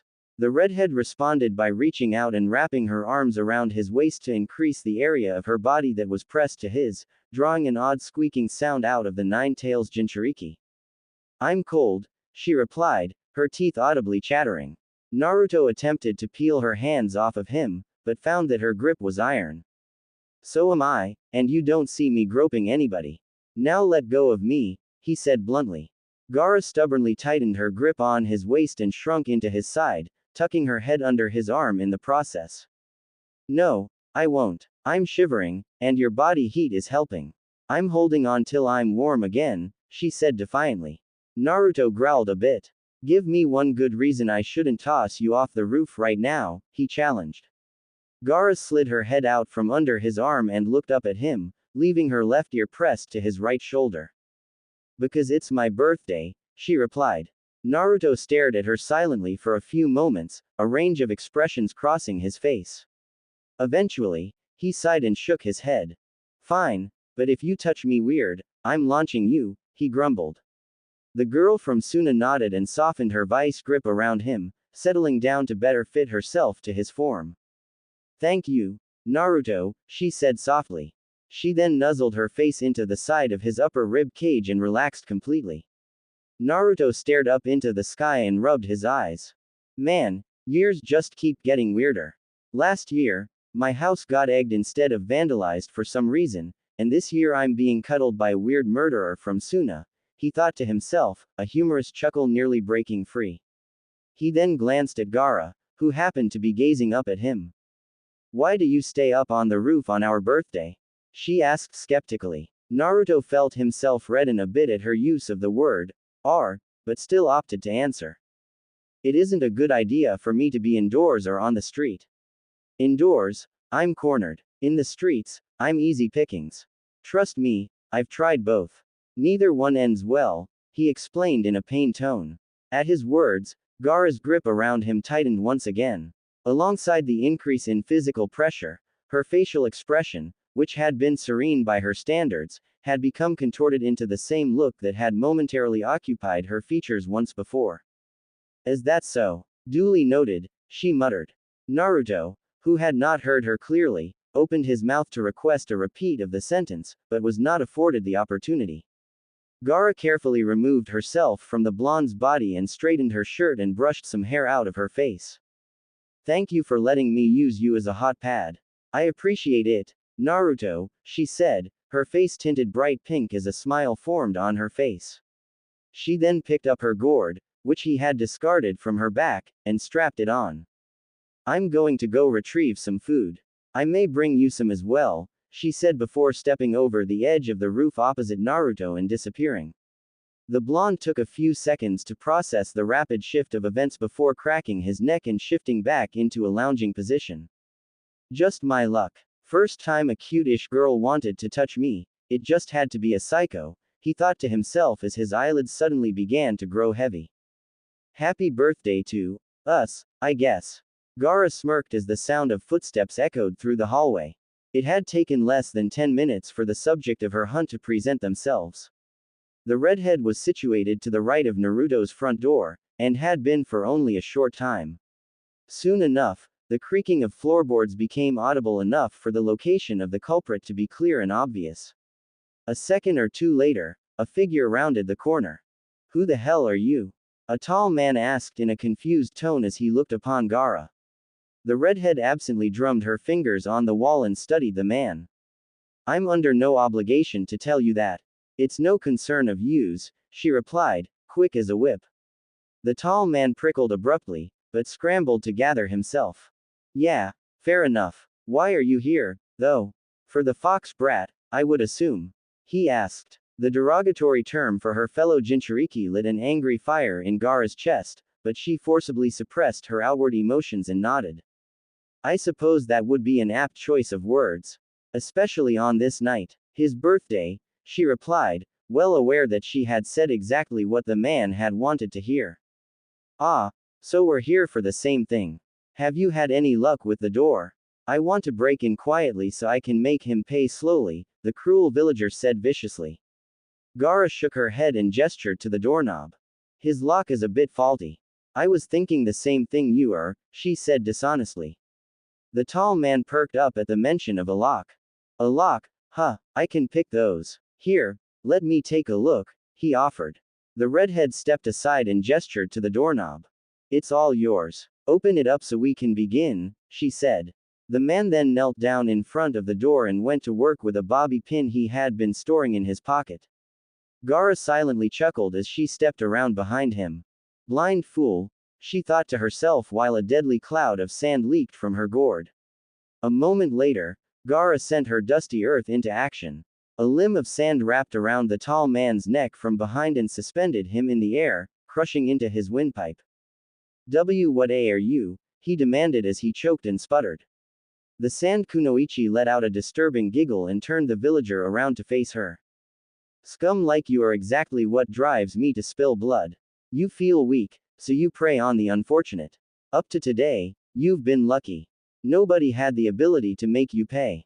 But I do, she said darkly as the sand tightened around his neck. The man's response came out as nothing more than strangled sounds of anguish. You really don't understand what kind of fire you and your contemporaries have been playing with for all these years. Naruto could have killed you all had he so chosen, but he has a conscience, so he refuses. I'm not so merciful, Gaara hissed. The man's eyes widened with terror as a second tendril of sand rose up behind Gaara's back and twisted into a spike. There are laws against taking apart human beings, but in your case, I think I'll be well within my rights, the girl from Suna continued, the spike drawing ever closer to the man's abdomen. Because I'll be slaughtering